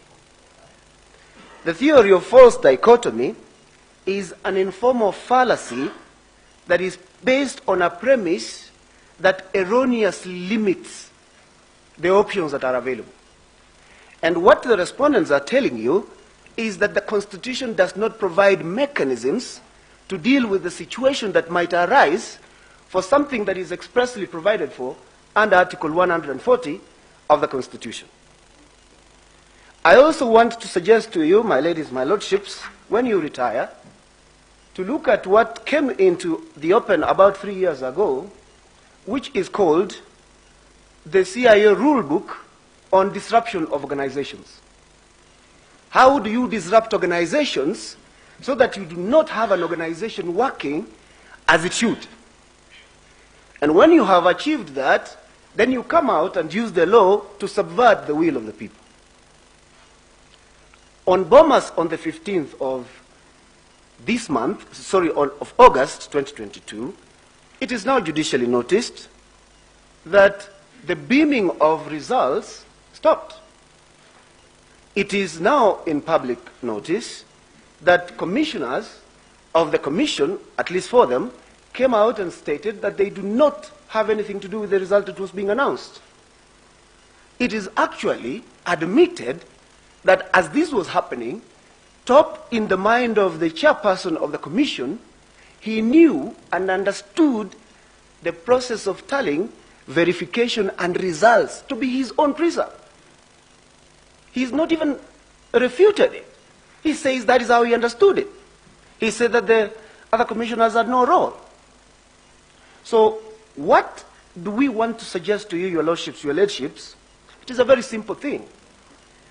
That the reason why Kenyans were so glued to the television sets for almost 6 days is because the election of president is the only one thing that Kenyans do as a collective every once in a while. It is so important to them that you simply cannot joke about it. The reason your lordships and every Kenyan was glued to media stations for the 6 days is because you wanted to know what happened to your vote. So, Article 138(3)(c), as read together with Article 38 of the Constitution, is, in my view, an expression of the greatest protection or the greatest gift that this Constitution has given to the benefit that is promised in Article 1 of the Constitution, that the people are sovereign. But if somehow you manage to capture the sovereignty of the people and set it aside by some scheme or something, then we are in a problem.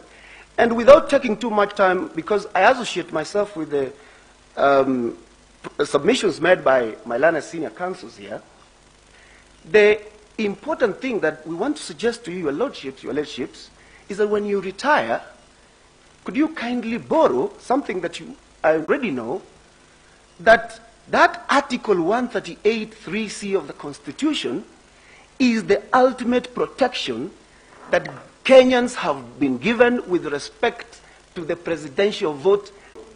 Then I'm sure you will come to the conclusion that Article 138(3)(c) is a Constitution.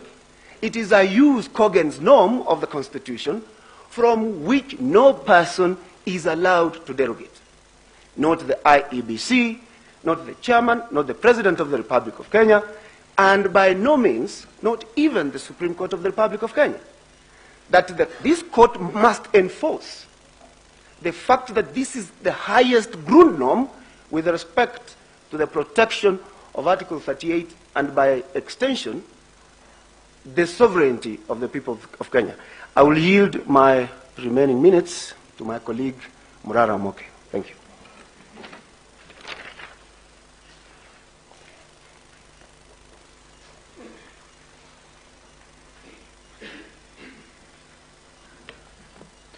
Good afternoon, Madam CJ and Honorable Justice of the Supreme Court. It's a great opportunity to appear before you once again this year.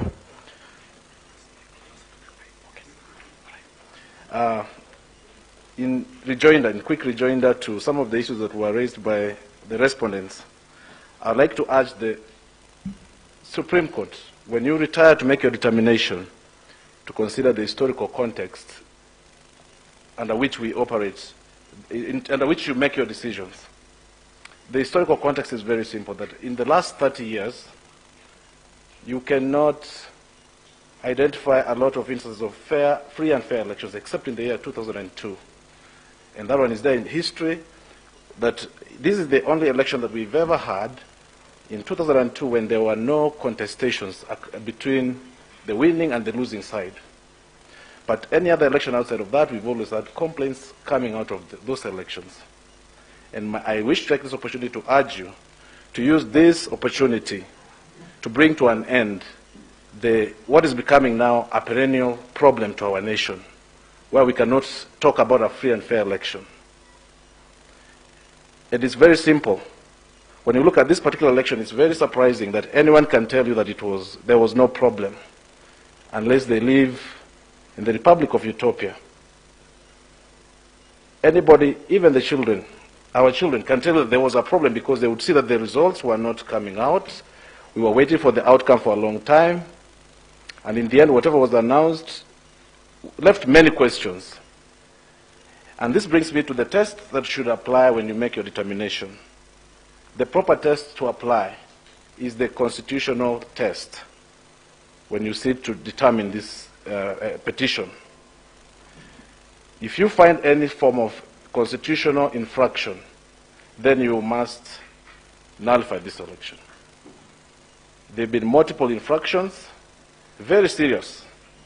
And the question that must linger in the minds of the judges is whether you can trust the outcome of an election that is conducted by what I could simply call the Tower of Babel, because the IBC, when you have two factions of an independent commission, that is something so serious. It should concern not just the judges. I was happy when I heard Madam CJ, you said that you are very concerned by that. And I pray that you continue being concerned by that as you retire to make your determination, and that all of us in this country be concerned by that. That we had a commission that has two factions, that is run by what has been described as an executive chairmanship. I was very shocked. I could not believe what I was hearing today. And this was being said by counsel, instructed by that chairperson to come and tell you that he is an executive chairman. You should not accept that kind of description. It's not provided in any way in the Constitution. You read Article 88, which establishes the IBC. It establishes a commission, not a chairmanship. Article 249 of the Constitution, it establishes independent commissions, and it requires that these commissioners act independently, and they should not be under the direction of or authority of anyone, including the chairperson of any particular commission. The 7 commissioners, each of them independent, they are not to be held hostage, as they have been held hostage by the chairperson, who says he's an executive chair, and who not only says that, but also instructs his advocates to declare him a national hero. I think that is ridiculous. In my opinion, if there is any heroics that we should be applauding, all of us, is the 4 commissioners who are courageous for their courage, that they came out and said there is a problem. Because in this country, we must learn to speak up. We must speak out when we see a problem. And on my level, as an individual, I applaud them. And I think that's what we should be applauding.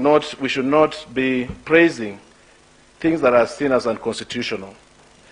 Very quickly, I would like to highlight other provisions of the Constitution that I think that should be looked at very keenly, and there was no compliance with that, which should lead the court to determine that there was no free and fair election.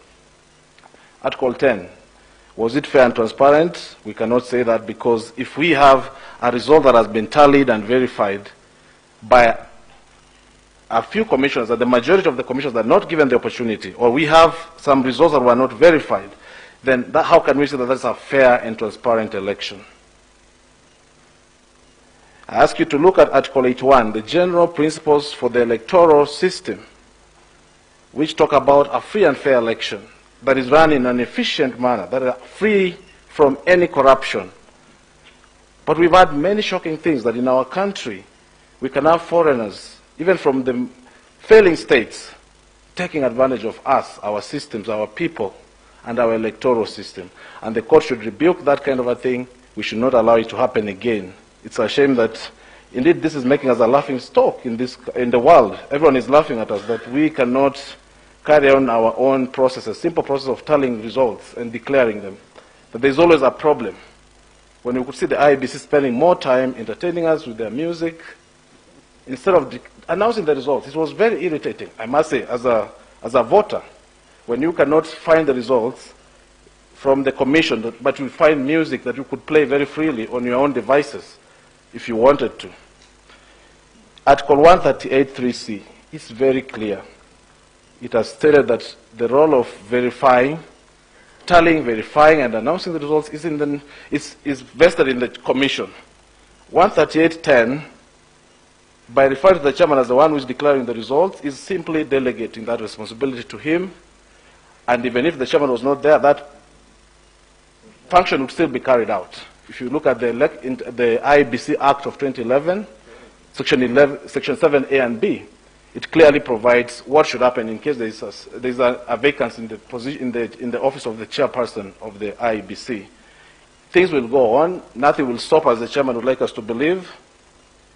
Everything will be carried on, even if the chairman was not there. And should this court find it appropriate to declare that there is an element of breach of Chapter 6, the court should go ahead and make that determination, and other processes can follow.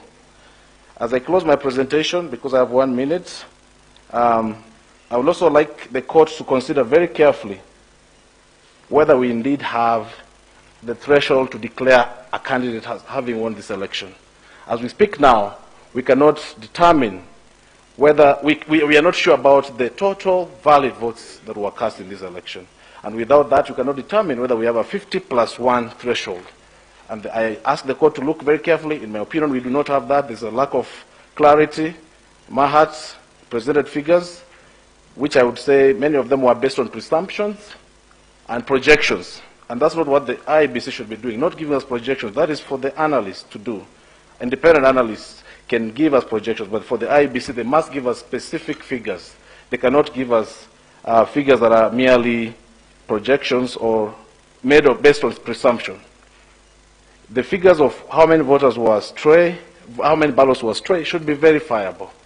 I urge you, my ladies, and when you sit to deliberate, let's make things right for our country.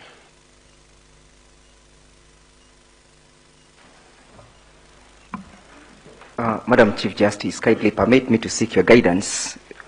I also appear in the same matter. There were some two specific questions that were put to me by Justice Lenaura and Lady Justice Jokindongo. I will only take 3 minutes and attempt to answer them. Madam Chief Justice, the question was put to me to try and link my arguments with the issue that we are canvassing here in respect to the number of the constituencies that must participate in a presidential election. To attempt to answer that question, Madam Chief Justice, permit me to refer the court to Article 136 of the Constitution, which provides that the president shall be elected by registered voters in a national election conducted in accordance with this Constitution and any other act. That election, the directive of how that election is to be conducted, my lady, is found under Article 138, Clause 2, which provides that if 2 or more candidates for presidents are nominated, an election shall be held in each and every constituency. And therefore the question is, the use of the word or deliberate use of the word constituency is deliberately used by the Constitution, and these constituencies are determinable. And if you want to determine these constituencies, you therefore go to Article 89 of the Constitution, you also further go to Section 2 of the Election Act and see what defines this particular constituency. Why is it important for us to factor this in? It's because any voting that was done outside the Republic of Kenya that is not contemplated by Article 5, which defines the territory of Kenya, then any vote that was cast is an illegal vote, is an invalid vote, and it is a vote that goes towards contaminating the election. Further, my ladies, my lords, in answering the same question, the constituency that was defined by the chairman makes us to have 291 constituencies, completely out of the realm of the Constitution. And that is the illegal infractions we are saying that the election has been infiltrated with. My ladies, my lords, when you are applying these arguments, or considering my argument, consider that you held in Raila 2 that under Section 83 of the Constitution, if any of the issue, either be it legal or factual, is proved and ascertained, then that issue can void an election. The question of the constitutionality of that one extra constituency is an issue that contaminated this election, and it's an issue that should be factored and should not be lost in the eyes of this court. Finally, allow me to sum up by saying that Thomas Paine quoted and said, "A body of men holding themselves unaccountable to nobody ought not to be trusted by anyone." If IEBC does not hold itself accountable to anyone, then who should trust them? Can we even trust the processes under which they have taken through this country? I bet not. I beg to rest. Much obliged.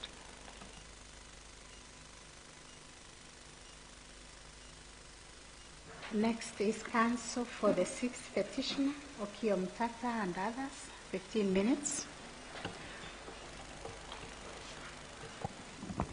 May it please you, Madam Chief Justice, Madam Deputy Chief Justice, and members, honorable members of the Supreme Court, I wish to respond in 15 minutes, which I shall share with Mr. Okiya Omtata to break down the figures to show that the threshold under sub-article 4 of 138 was not satisfied because the numbers simply don't add up. But I will make a few remarks, Your Ladyship, because there are a few questions that I needed to respond to as well. It is now clear that the ipse dixit of the petitioners on the question of compliance and non-compliance of the Constitution is now sound. And clearly Articles 81 and 86 are in question on compliance. The respondents, my lords, have put up, the second respondents have put up a self-righteous and pompous response on the question of the role of the chairman. And I want to just respond in this manner, my lords. Section 5 of the IBC Act defines what a commission is. And a commission is defined to include the chairman of the IBC and the members. That definition, my lords, contrary to the submissions by Mr. Karori, senior counsel, does not include and expressly excludes the staff of the commission. It cannot therefore lie in the mouth of counsel to submit that the verification and the tallying of the results of the presidential elections, insofar as Form 34As and 34Bs were concerned, was done by the staff and excluded the commission, who were confined to other duties. My lord, that was a violation and an infraction that expressly went against the requirements of Article 138, 3C. Secondly, my lords, the submissions by learned friend, senior counsel, Professor Githu Muigai, on the executive status of the chairman of the IBC I think should be taken with a pinch of salt. Because Article 249(1) of the Constitution does not contemplate an imperial chairman who is all-fearing with fear, favor, fervor, and fiat. That is not the chairman that we have. The chairman of the IBC, appointed under Article 250 sub-article 4 of the Constitution, must be that chairman who is the first amongst equals, just like the Chief Justice of the Supreme Court. A primus inter pares who must work with his colleagues to guide the affairs of the Commission. I urge the Court, therefore, to decline an invitation by Professor Githu Muigai that the chairman of the IBC is in a special position, different from the 4 commissioners who are crying aloud to be heard by this Court. And my Lords, this petition number 5, as consolidated, therefore tilts on the violation of Article 138(3)(c). It tilts on that violation. And that violation alone, my Lord, therefore invites this Court to look at or to turn to Articles 23 of the Constitution on your role as a court to interpret the Constitution in a manner that goes beyond just protecting human rights, my Lords, but to look at what would guide your interpretation, the holistic approach, the purposive approach, and let me borrow my learned friend's approach, the Antonin Scalia's approach, the late judge of the U.S. Supreme Court, the textual and the contextual approach. And if you apply those approaches, my Lord, then you will find that the chairman of the IBC, in failing to properly construe his role under 138(3)(c) and 138(4), violated the Constitution, and an unconstitutional process therefore emerged that cannot put into place, my Lord, a process that violates Article 3(2). My Lords, there is an invitation to you to invalidate the entire process. And that is why, in answering in answering the Supreme Court judge's question that was directed at me on remedies, I wish to state that, and this is because this court also has a purpose under Section 3 of the Supreme Court Act. And given that you're an election court under 84, in an ideal situation where you are construing Section 83 of the Elections Act, which must be interpreted disjunctively, because if there's an unconstitutional act, then the election cannot stand. If quantitatively, as we shall demonstrate, there is non-compliance, again, you'll have to invalidate the election. But my Lord, in an ideal situation where you'd have been called upon to apply Article 232 on public service and Article 201 on public finance, you would have ordered a recount and then secured a winner. But this would only have been possible if there were no unconstitutional infractions that undermine the process and therefore make it unconstitutional. Because this is no longer about tallying and verification. It is about the bigger process of the involvement of commissioners and a split commission. And the only remedy available, my Lords, Justice Ouko, the Chief Justice, a member of the court, is a nullification. This is no longer the baby of Raila Amolo Odinga V. This is no longer the baby of William Samoei Ruto, Dr. the First Respondent. This is the baby of Wanjiku. It is the baby of Kenyans. Return this baby to Kenyans to determine to whom they shall hand over the baby after 60 days. I pray that you nullify the election. And I will cede my time now to Mr. Senator of Busia County, Okia Omtata, the perennial litigant. Thank you.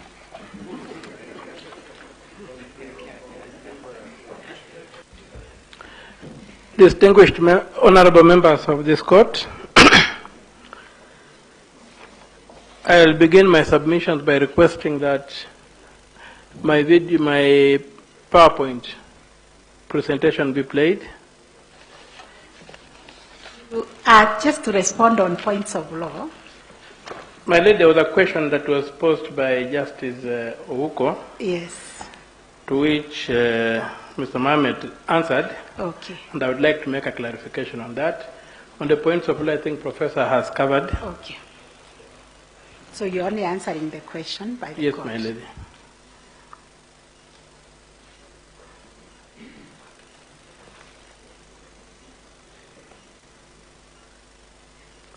Could the time be stopped, please, so that...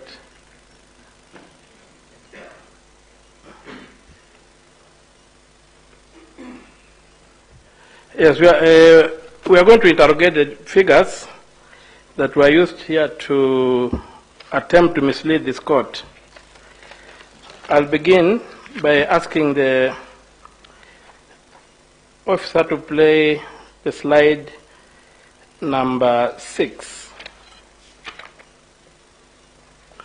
That slide that contains results, when I looked at it, and my other co-petitioners, we found that the maths did not add up. And that for us was a smoking gun, because figures don't lie. So, and I would also ask the court to realize that the comments we made about that particular result have not been challenged. That when you add the totals for the individual parties, you don't get the total ascribed. But the total ascribed is available in the workings and the affidavits of the members of the commission, which means we are dealing with fiction. I would request that you go to slide number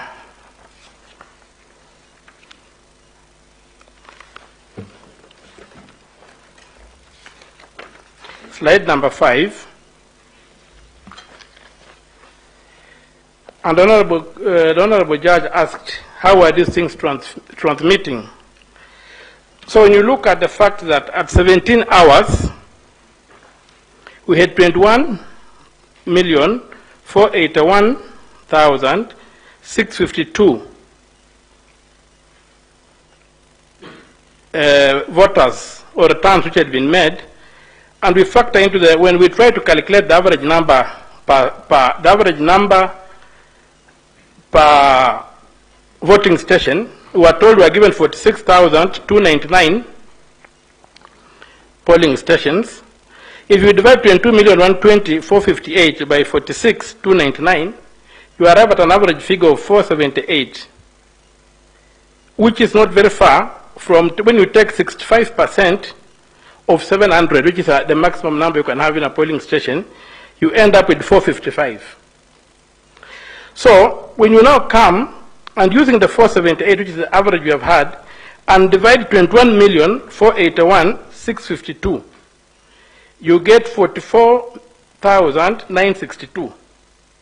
From paragraph 29 of Mr. Chebukati's replying affidavit, the figure he gives is that 45,994 kits reported. Now, from this, you already see that if the kits were 46,299 and 45,994 had reported, you are only left with 305 kits. These are kits which had connected, so the question of saying that these kits were looking for connection is not there. These kits were connected and they discharged their mandate. And you have been told here that there were some kits in Eldoret who are pinging the same, we are sending results from Eldoret, I don't know, from wherever, one kit being used. So at that time, you get that the 305 kits, which may not have had network, if you multiply that figure by the maximum number of votes available, you will find that the 700, if you multiply that, you'll get a figure of about 213,500 votes. That's the maximum that could be transmitted, not 2 million votes. And also, if you went by working of 1,337 kits, then the Total, the maximum amount you could get is 638,806. So the KIMS kits that transmitted are not these ones that reported at that time. But the data, the fact that they held so much data was mined. So somebody could transmit remotely, mining the data that was already reported in these polling stations. And that's how the fraud happens. For the workings on slide number 2, where you can clearly see that if we use the 21,481,652 as the baseline and the 12,065,803 as the baseline, you find these workings coming out, and you can see that 1.6 million votes are being submitted between 17 hours and 2045, and on and on. But most important, even if we were to buy the idea that they were connecting, you have got 508,647 ballots on page 3, slide 3, which transmitted after a period of 3 hours and 45 minutes. So those particular transmissions of 508,647 are a figure that's very curious, because if you deduct the tally for Elders from this figure, you hit almost the exact figure that Mr. Willis, Land Council Willis, has presented to this court, coming from the KPMG audit, that there was that number of voters, there was a number of ghost voters equivalent to that one. When we go to the other thing that supports our position, there was a question of what was the denominator used for voter turnout. I will invite you to look at at the petition at page 41.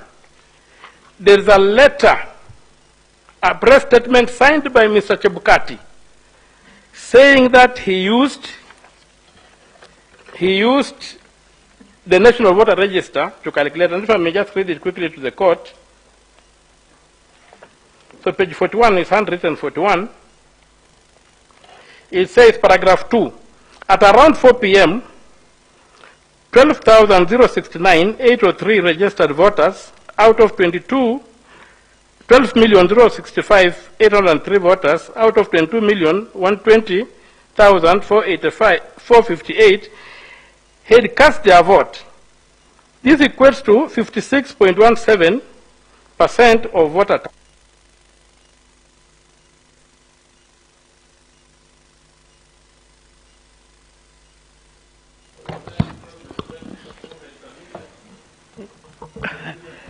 How much do you need? Because we have that slide.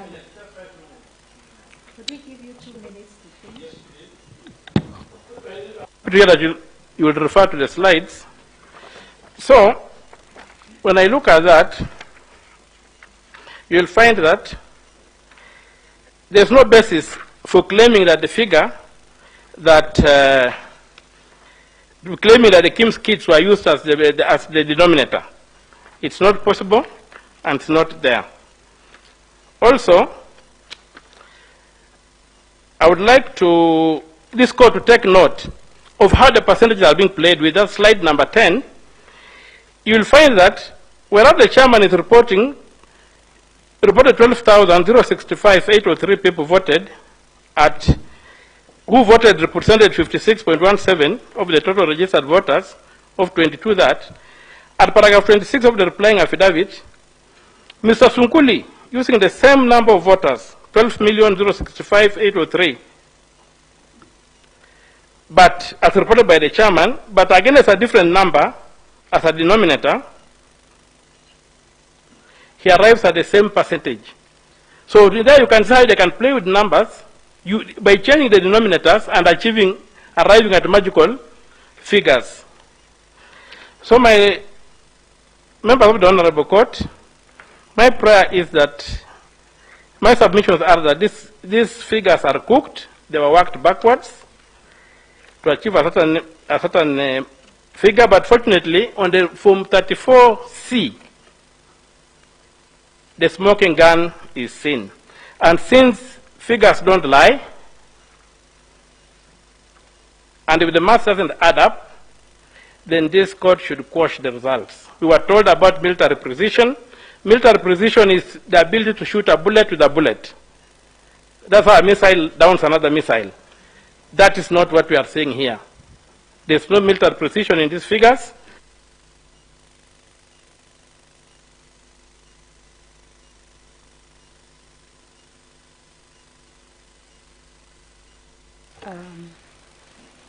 The last petitioner, seventh petitioner, Julia Nyokabiche, and others.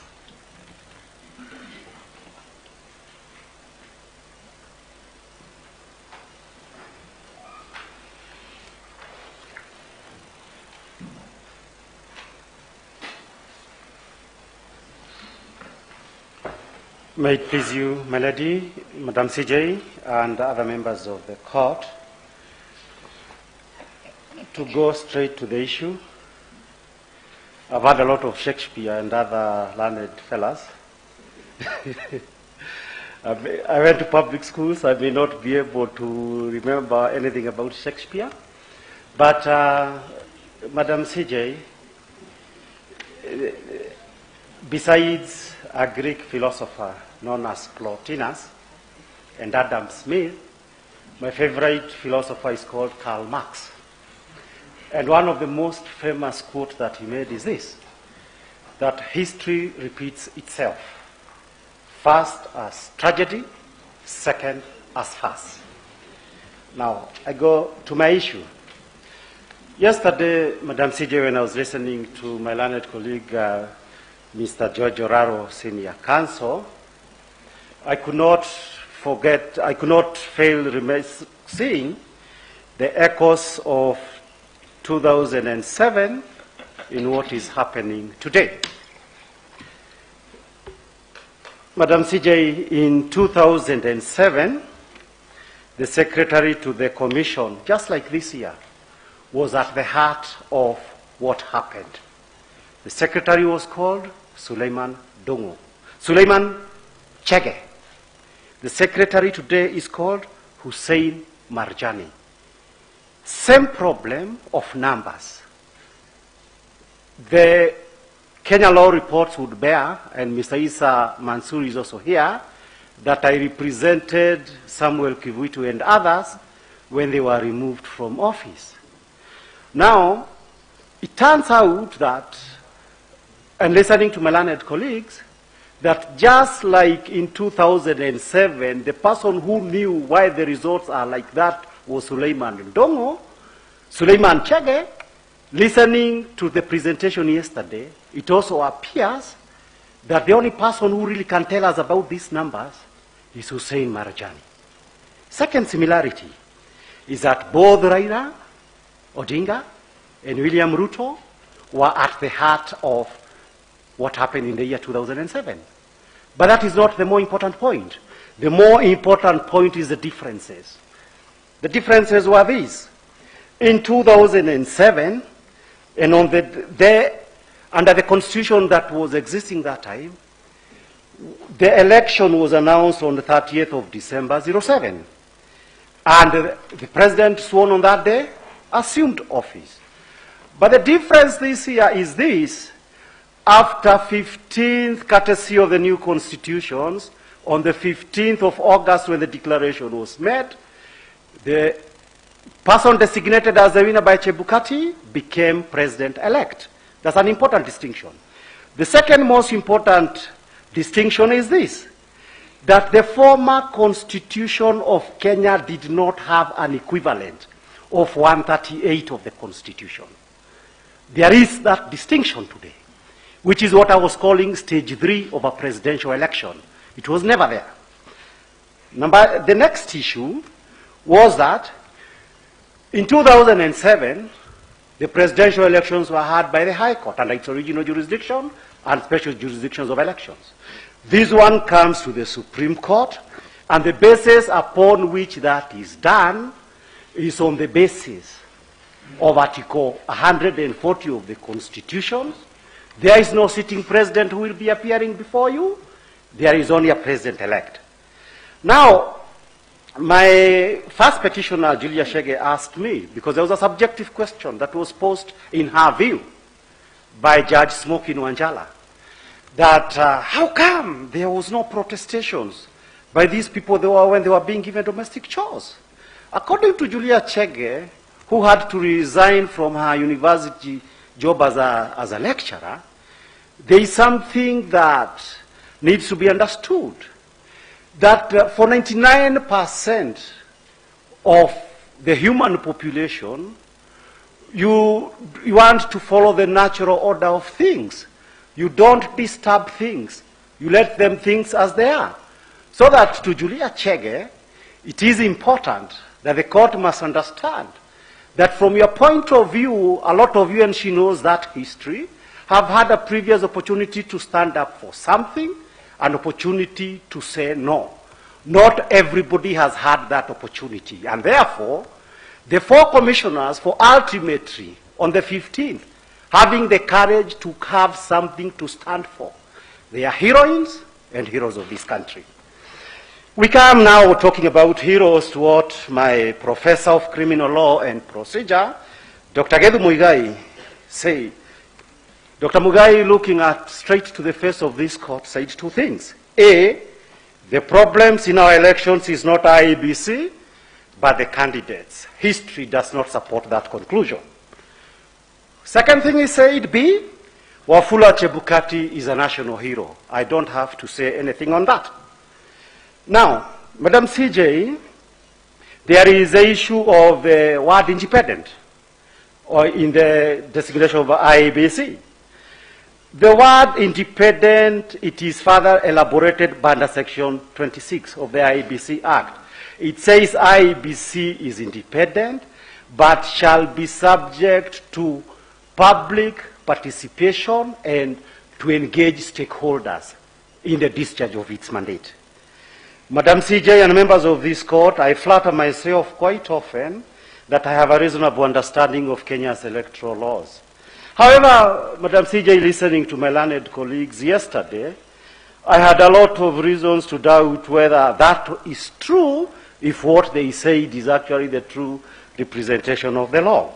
And in several senses, under Article 81, the election should be simple, accountable, accurate. But until yesterday, my understanding was this, that reference to the Commission and Article 81, 86, 88, and 138 of the Constitution triggers the image of Chebukati and 6 others. I've never imagined Marjani and other returning officers when we talk about the Commission.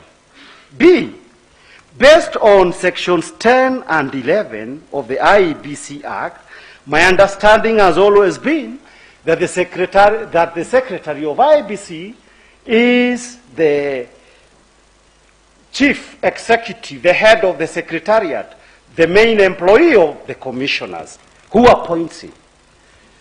But now it appears to be that for purposes of a presidential election, and we heard it from his lawyers, he's actually the main man. Was this what the Constitution wanted it to be? Welcome to the Republic of Kusadikika. I must agree with my learned colleague, Mr. Mudhomi Kiviankulu, that it would appear that since we did our elections, we became some kind of a terrestrial Kusadikika, and several questions arise. When, why, and how? When did this happen? It first happened just before midnight or 9th of August, when we retired to bed. One figure we ought to have had was not known. How many of us voted? That is the when. How did it happen? It happened because on the 8th of August 2022, Wafula Chebukati published that Gazette notice that I talked about. On the face of it, makes the chairman a dictator. No, that is not the issue. If you read it as an instruction manual, it was to give the job to Hussein Marjani. That is what happened. Why did it happen? It happened, and we explained in our affidavits, paragraphs 42 to 45, and what they say that effectively, on the 15th of August, when these elections were declared, from 7:30 to 6 p.m. on that day, the Commission, as the Commission, had lost effective control under Article 138 of the Constitution. I can, because I'm trying to rush myself, to the petition, number 7. This petition, Madam CJ, is actually a numbers petition. I didn't want to make a lot of fuss that I would have needed more time, but in case my mouth does not go fast enough, I urge you that you give me a little leeway to conclude what I need to say. The issue is this, Madam CJ. When you pose the question that you posed, how do you have evidence 700,000 people did not vote? You triggered some kind of public participation on my phone. I had many calls. Kipe, why did you just say it's 700? It's about 3 million. But of course I had to tell them, no, we just said 700 because we had some kind of evidence. So it's a big issue, Madam CJ, that you triggered a public participation. So many people don't vote on account of non-enforcement of Regulation 90 by IEBC. Now, for whatever the value is this. I can demonstrate very shortly, and we've done that in our petition and in our, in our affidavit, that when you have a petition based on non-compliance, how do you prove it? We have an affidavit of Julia Chege that basically has not been, has not been controverted. She says where she was voting. She was voting as an MP she was contesting the office of Kangema. And she said how she interacted with election officials. There were no affidavits sworn by the commissions to say those interactions she talked about were not true. But more importantly is this. When you say Regulation 90 says you are going to publish notices on how election officials and security officers are going to vote, IEBC needed to do a very simple thing. Namely, what did you publish to implement it? If you didn't publish anything to implement it, you are responsible for non-compliance. How do you treat non-compliance? You tell the Supreme Court. We could not be able to have non-compliance for reason A, B, C, D. Then the Supreme Court may decide to excuse you or not. But in the absence of that, non-compliance has been proven. What is the effect of this non-compliance? We have stated in our further affidavit, it's a numbers thing.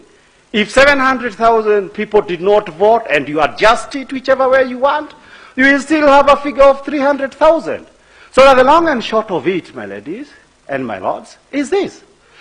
Unless you excuse IEBC, and they did not ask you to excuse them, then you must find that the numbers in petition number 7 could have altered if those people had voted the results of the general election.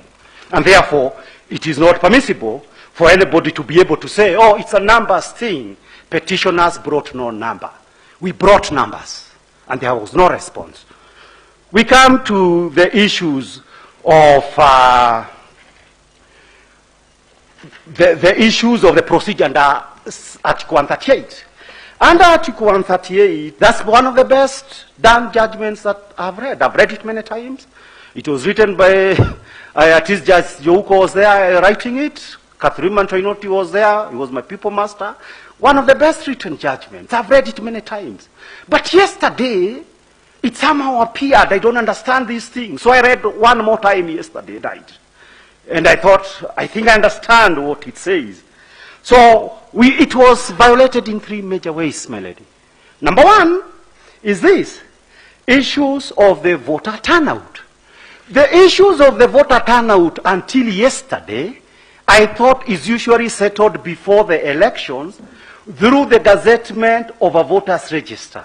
For these elections, It was done on the 21st of June 2022 through Gazette number 7290. But listening to my learned colleague, Mr. Somane, it would appear that fairly educated people like James Orengo, Firoz Noroji, Paul Mwangi can actually write petitions, and they were told in open court they did not understand what is all this about Article 190. And I also shuddered that if they didn't understand, probably I also did not. The second failure is this. In short, I'm saying the register cannot be mysterious. If the register is mysterious, the election is not simple, does not meet the requirement of Articles 81 and 86. Number two, the stoppage of the public display. I didn't hear a straight answer to that. Now that there was no straight answer to the issues of the failure of results, and the 27 were not read, that goes straight to the root of the procedure under 138. If that was not done, my lords, there is no way in which you can be able to say the election was valid. For a simple reason, which is this. That when, can I have 2 minutes? 2 minutes. Yes, I can read in 2 minutes. For the simple reason that we were dealing with under Article, for the conclusion, the whole point about Article 138 is that the procedure must be concluded. If it is disrupted, you have to hold that Article 138 was violated.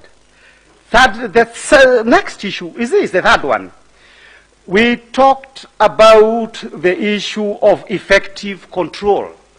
If you are convinced by what you have heard, and we have gone through this in the last 2-3 days, that IEBC lost effective control from 7:30 on the 15th to 6 p.m. when the results were read, there can be no basis for this court to say anyone was validly elected as President of Kenya. My learned colleague, Mr. Fred Ngatia, whom I respect a lot, said that William Ruto won these elections fair and square. That expression, fair and square, to my mind, comes from, as I understood, the famous judgment where Judge Madan was in the Githunguri case, where the basic point was this, that certain issues may happen that may make even a person who on the face of it could have been liable for criminal offenses not to be properly tried. And therefore they said it makes any conviction to be bad in law. You do not have a fair and square deal. Under Article 138, Raila Odinga, the other surrogate petitioners, they need a fair and square deal that their votes were not enough.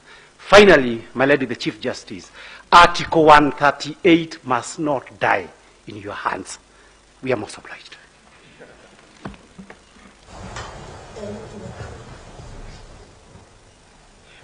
I think that brings us to the end of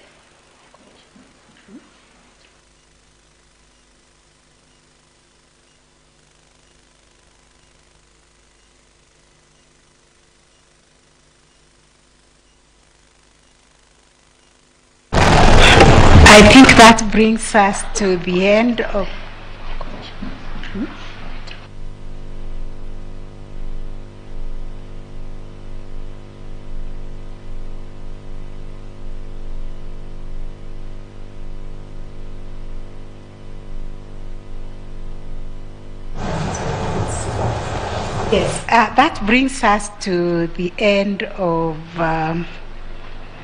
rejoinders. We are looking at Senior Counsel Mr. Mwite, but we know very well your clients were respondents. It was only for the under representation that we allowed them to come just after the petitioners. They do not have a right of rejoinder.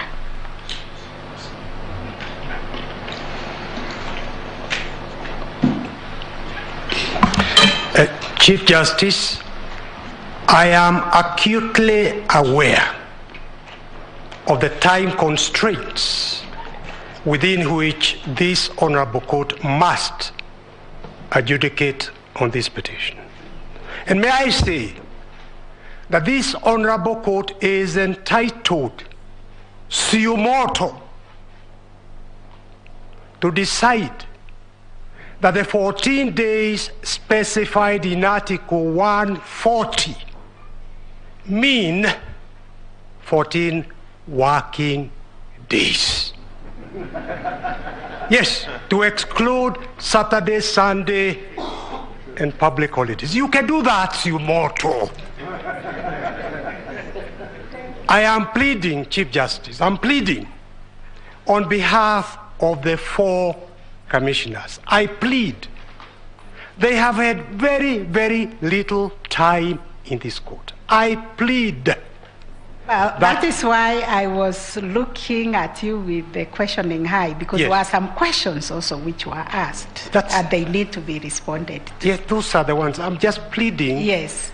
Allow my colleague Mansu Issa some 8 minutes, and Dr. Arroa some 3 minutes, and yours truly some 2 minutes only. That is 15 minutes. Because, yes, because... To answer those questions. No, because, Chief Justice. Yes. Those questions directed at those 4 commissioners are very important.